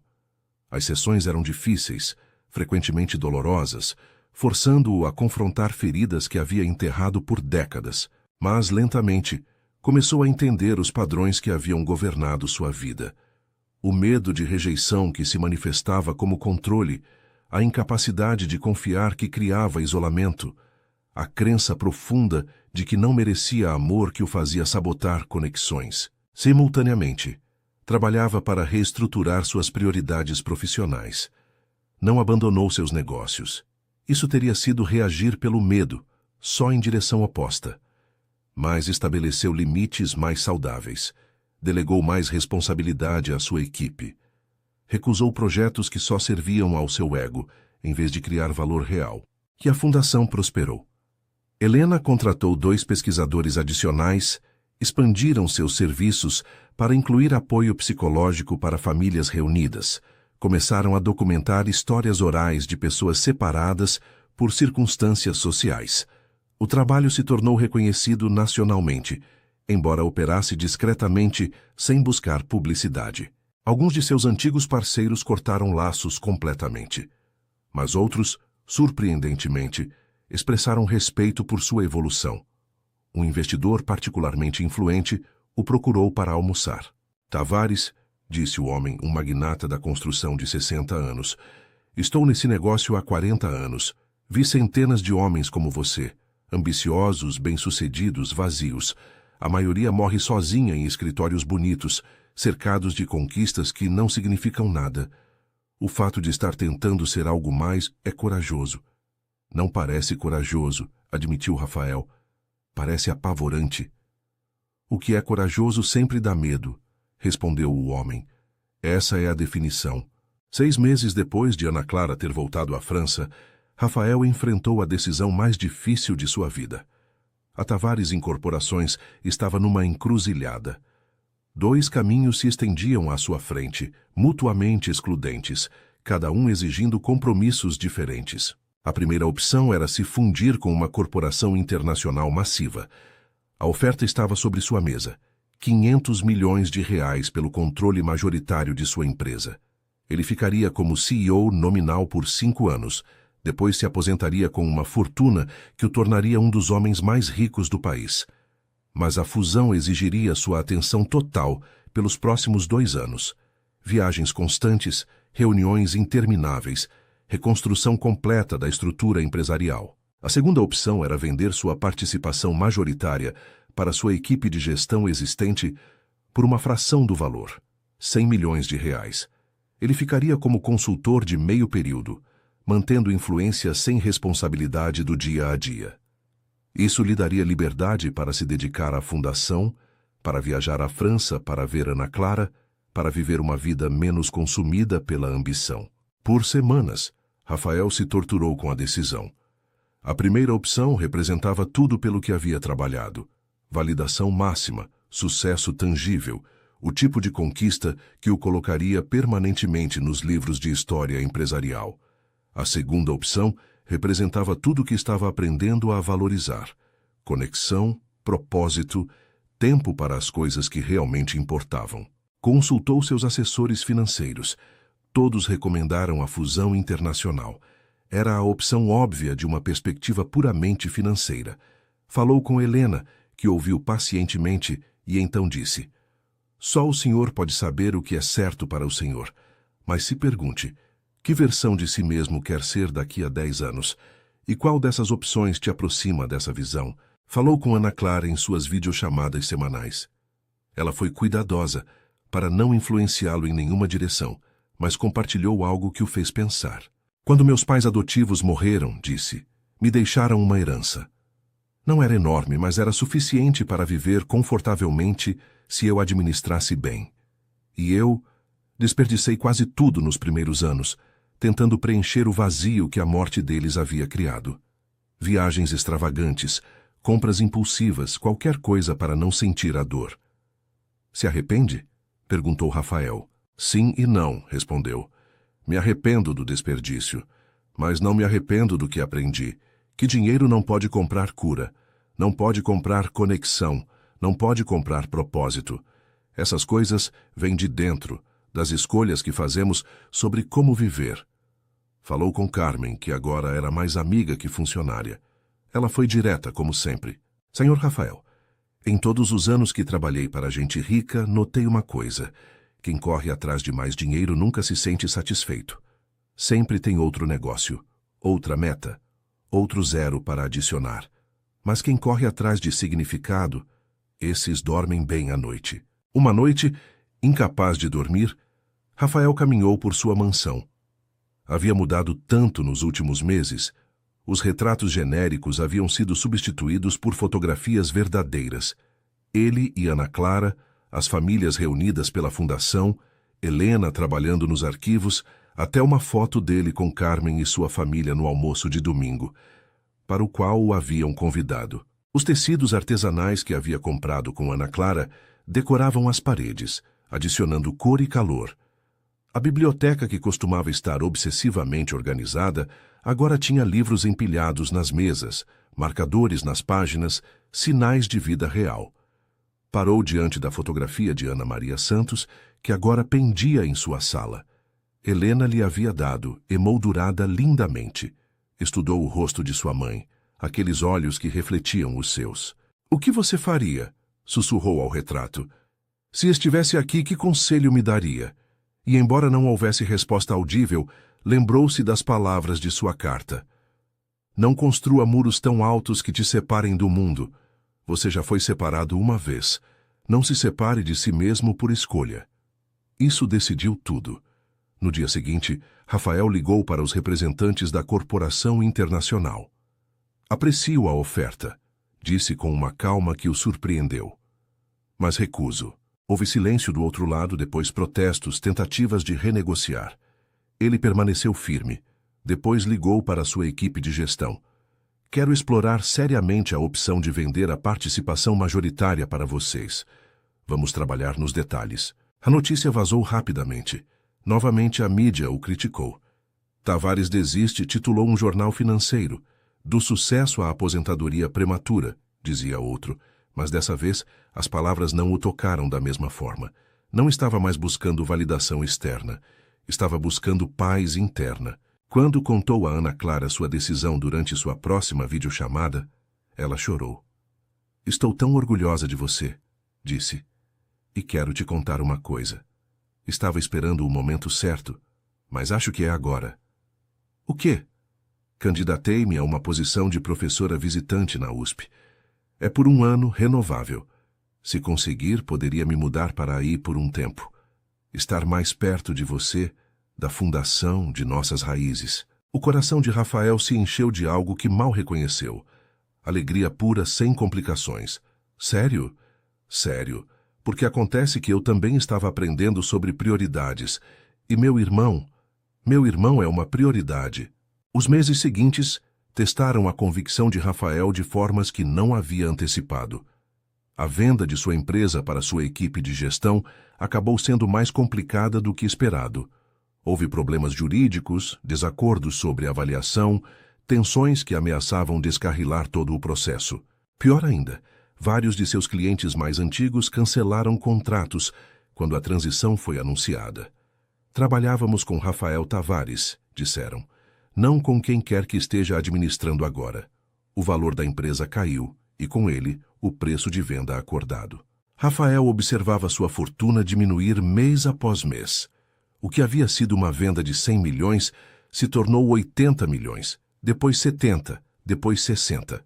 Seus assessores financeiros estavam frenéticos, instando-o a reconsiderar, a aceitar a oferta internacional que ainda estava na mesa. "Está perdendo milhões", disse seu contador, quase gritando. "Milhões, a cada mês que adia isso." "Eu sei", respondeu Rafael calmamente, "mas alguns preços valem a pena pagar." Helena o encontrou uma tarde na fundação, olhando pela janela com expressão pensativa. "Está bem?" perguntou. "Honestamente não sei", admitiu. "Estou fazendo a coisa certa. Sei no meu coração. Mas é assustador ver o custo em termos tão concretos." "O custo financeiro", corrigiu Helena. Mas e o custo de continuar como estava? Esse preço também se paga, só que em unidades diferentes. Em solidão, em vazio, em anos vividos sem conexão verdadeira. Rafael assentiu lentamente. Ela tinha razão, é claro, mas o medo persistia. Uma noite recebeu uma ligação inesperada. Era o investidor que o havia procurado meses atrás, o magnata da construção. Tavares, ouvi sobre seus problemas com a venda. Tenho uma proposta. Não estou interessado em mais ofertas, começou Rafael. Não é uma oferta, é uma parceria. Conheço metade desses clientes que cancelaram. Deixe-me fazer algumas ligações, mas não para trazê-los de volta para você, para explicar-lhes o que você está construindo, para mostrar-lhes que mudança não significa colapso. Por que faria isso? Perguntou Rafael, genuinamente confuso. Porque quando tinha sua idade, tive a mesma oportunidade de escolher. E escolhi o dinheiro. Fazem 30 anos disso, e ainda me arrependo. Minha esposa me deixou, meus filhos mal falam comigo, e tenho mais dinheiro do que jamais poderia gastar, mas nenhuma ideia do porquê. Não quero que cometa o erro oposto, sacrificando-se tanto que fica sem nada. Mas também não quero vê-lo desistir do que está construindo só por pressão financeira. A ajuda do magnata foi inestimável. Não salvou todos os contratos, mas estabilizou a situação o suficiente para que a venda pudesse se completar em termos razoáveis. Rafael terminou com 50 milhões, metade do originalmente acordado, 1/10 do que teria ganho com a fusão internacional. Mas tinha algo mais valioso: liberdade. Enquanto isso, Ana Clara recebeu notícias sobre sua candidatura de professora visitante. Foi aceita, começando no semestre seguinte. Ligou para Rafael imediatamente, sua voz cheia de emoção mal contida. Consegui, estarei aí em 3 meses. Isso é incrível, disse Rafael, sua própria voz embargada. Absolutamente incrível. Preciso encontrar um lugar para morar, continuou Ana Clara. Algo perto da universidade, mas também não muito longe da fundação. Fique comigo, disse Rafael impulsivamente. A mansão tem 14 cômodos. Você pode ter uma ala inteira para você. Seu próprio espaço, sua privacidade, mas estaríamos juntos. Houve silêncio do outro lado. Depois, tem certeza? Morar juntos é diferente de nos visitarmos. Você pode se cansar de mim. Rafael riu, uma risada verdadeira e calorosa. Irmã, passei 40 anos sozinho nessa casa enorme. Acho que consigo lidar com ter companhia. Então aceito, disse Ana Clara, com uma condição. Qual? Que paremos de nos referir a isso como sua casa ou meu espaço. Se vou morar lá, é nossa casa. De ambos. Aquelas palavras, nossa casa, ressoaram em Rafael por dias. Nunca havia tido um nosso antes. Sempre havia sido meu ou deles, posse ou separação. Mas nosso implicava algo completamente diferente. Pertencimento compartilhado, responsabilidade mútua, família verdadeira. Começou a preparar a casa para a chegada de Ana Clara, com um entusiasmo que o surpreendeu. Reformou uma suíte completa na ala leste, pintando as paredes em tons quentes que ela havia mencionado gostar, instalando estantes para seus livros, criando um espaço de estudo com boa luz natural. Carmen o ajudou, compartilhando histórias sobre quando seus próprios filhos cresceram e saíram de casa. Depois, voltaram como adultos. É diferente viver com família como adultos, alertou. Todos têm suas rotinas, suas peculiaridades. Haverá conflitos. Eu sei, respondeu Rafael.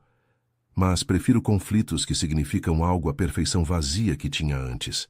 Uma semana antes de Ana Clara chegar, Rafael organizou uma pequena cerimônia na fundação. Haviam reunido 32 famílias no último ano, tocando mais de 100 vidas. Cada família compartilhou brevemente sua história, o momento de reencontro, como havia mudado suas vidas. Ouvindo essas histórias, Rafael percebeu algo profundo. Sua própria dor, transformada em propósito, havia criado ondas de cura muito além de si mesmo. Cada família reunida representava gerações de conexão restaurada, amor redescoberto, histórias que agora podiam continuar em vez de terminar em silêncio. Helena aproximou-se dele no fim da noite. Sabe o que minha avó costumava dizer? Que a dor não desperdiçada se torna sabedoria, que sofrimento transformado é a fundação da compaixão. Você viveu isso, Rafael, e criou algo lindo com isso. Não fiz sozinho, respondeu. A senhora começou isso muito antes de eu saber que existia. Mas você deu asas, disse Helena. Deu recursos, visibilidade e legitimidade. Juntos criamos algo que nenhum de nós poderia ter criado sozinho. É assim que funciona a verdadeira colaboração. Naquela noite, Rafael sentou-se na sala de sua mansão, em breve sua casa compartilhada, e escreveu no diário que seu terapeuta havia sugerido manter. Refletiu sobre a jornada do último ano, de homem de gelo a irmão, de controlador solitário a colaborador compassivo, de perseguidor de dinheiro a buscador de significado. O custo foi alto, escreveu. Perdi metade da minha fortuna, a maioria dos meus contatos corporativos e a imagem que havia construído cuidadosamente por décadas. Mas ganhei algo que não tem preço. A capacidade de sentir, de me conectar, de amar. Ganhei uma irmã, uma família estendida através da fundação. E, mais importante, ganhei a mim mesmo de volta. O dia em que Ana Clara se mudou oficialmente marcou o fim de uma era e o começo de outra. Chegou com 3 malas grandes, 2 caixas de livros e uma planta de interior que havia mantido viva por 10 anos. Esta é a Matilde, disse, segurando a planta com orgulho. Sempre acreditei que se você pode manter uma planta viva, pode manter uma relação viva. Requer a mesma atenção constante, o mesmo comprometimento diário. Carmen ajudou a desfazer as malas, compartilhando histórias sobre a casa, apontando peculiaridades que só alguém que havia trabalhado lá por meses conheceria. A relação entre as 2 mulheres foi instantânea e calorosa. 2 pessoas que amavam Rafael de formas diferentes, mas com a mesma profundidade. Os primeiros dias foram um ajuste. Ana Clara acordava cedo, mas era desorganizada, deixando livros abertos em superfícies aleatórias, xícaras de chá pela metade em cada cômodo. Rafael era obsessivamente organizado, mas trabalhava até tarde, o que significava que às vezes fazia barulho quando ela já estava dormindo. Tiveram sua primeira discussão real em 2 semanas. Rafael havia reorganizado os livros de Ana Clara, que ela havia deixado estrategicamente na sala. Eu precisava naquela ordem específica, protestou ela. Estava fazendo pesquisa, cada pilha representava um tema diferente. Mas estava bagunçado, respondeu ele defensivo. Nem tudo precisa estar perfeito o tempo todo. Sua voz subiu. Às vezes a bagunça é produtiva. Às vezes o caos significa que a vida está realmente acontecendo. Olharam-se, a tensão espessa no ar. Então, simultaneamente começaram a rir, porque era tão absurdo, tão previsivelmente eles, o homem do controle colidindo com a mulher do caos criativo. Vamos fazer um acordo, propôs Ana Clara. Posso ser desorganizada na minha ala da casa e no meu escritório, mas manterei os espaços compartilhados razoavelmente organizados. E eu, disse Rafael, tentarei não entrar em pânico quando vir sua bagunça criativa, mesmo que me dê vontade de reorganizar.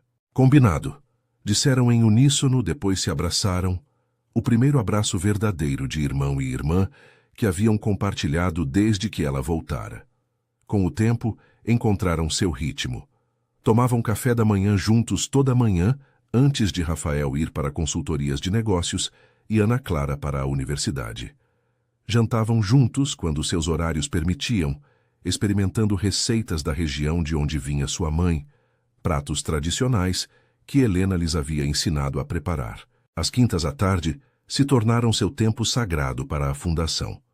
Ambos trabalhavam lá, Ana Clara catalogando histórias orais e Rafael cuidando do lado administrativo. Viam famílias se reunirem, presenciavam lágrimas de alegria, compartilhavam o peso das histórias tristes que não tinham finais felizes. Uma família em particular os comoveu profundamente. Uma mulher de 60 anos procurava seu filho, dado em adoção 40 anos atrás. A pesquisa levou meses, seguindo pistas que esfriavam, documentos que haviam sido destruídos. Finalmente, Helena encontrou um rastro. O filho havia morrido 5 anos antes num acidente de carro. A mulher desabou quando recebeu a notícia. Ana Clara assegurou enquanto chorava. sussurrando palavras de conforto que não podiam mudar a realidade, mas ofereciam algum consolo. Rafael observava, seu próprio coração se partindo por essa estranha, entendendo visceralmente sua perda. Depois que a mulher foi embora, prometendo voltar quando estivesse pronta para receber os poucos objetos pessoais de seu filho, que haviam sido localizados, Ana Clara se virou para Rafael. Algumas histórias não têm finais felizes, disse, lágrimas em seus próprios olhos. Mas isso não significa que não valha a pena procurar. Ela precisava saber.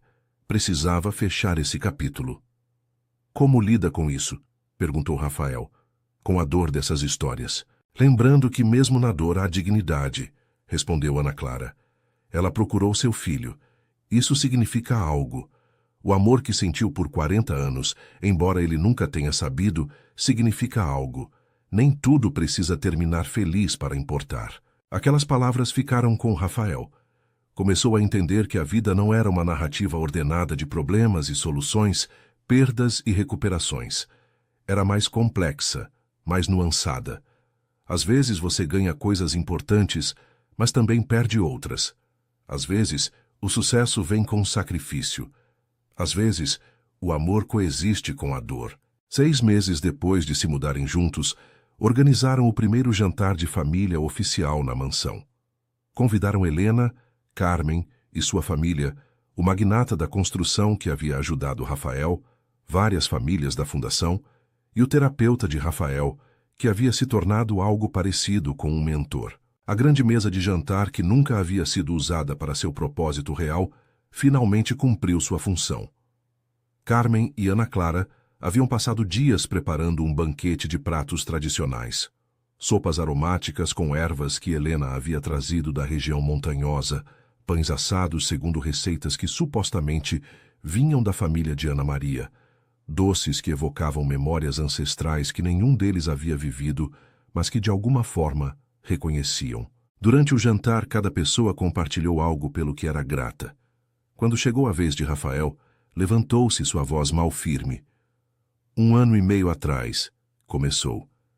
Estava parado no meu escritório olhando minha funcionária ir embora depois de demiti-la abruptamente.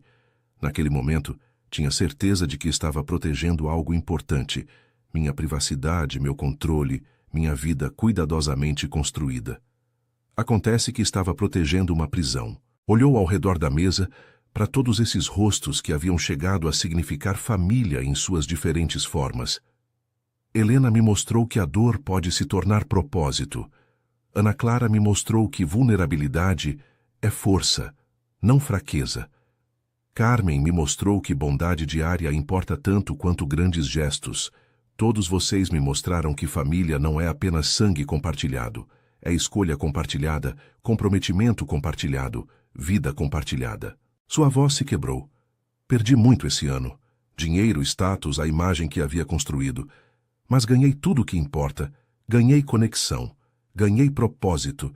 Ganhei a capacidade de dormir à noite, sabendo que minha vida significa algo mais que acumulação.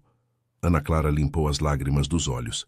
Helena sorriu com a satisfação tranquila de alguém que havia plantado sementes e agora via o jardim florescer. Carmen assentiu com aprovação. Depois do jantar, enquanto limpavam juntos, algo que teria sido impensável na vida anterior de Rafael, Ana Clara levou seu irmão de lado. "Tenho algo para você", disse, tirando um envelope do bolso. Dentro havia 2 fotografias. A primeira mostrava Ana Maria Santos grávida, claramente nos últimos estágios, sua mão descansando protetoramente sobre seu ventre. A segunda era dela segurando 2 recém-nascidos, sua expressão uma mistura de amor e dor tão profunda que doía olhar. Helena encontrou essas nos arquivos finais de sua avó, explicou Ana Clara. Achei que você deveria tê-las. Evidência de que existimos para ela, de que fomos amados mesmo que não tenha sido suficiente para nos manter juntos. Rafael estudou as fotografias, traçando o rosto de sua mãe com um dedo trêmulo. Você acha que ela estaria orgulhosa? Do que fizemos com nossas vidas? Acho que estaria aliviada, respondeu Ana Clara. Aliviada de que encontramos o caminho de volta um para o outro.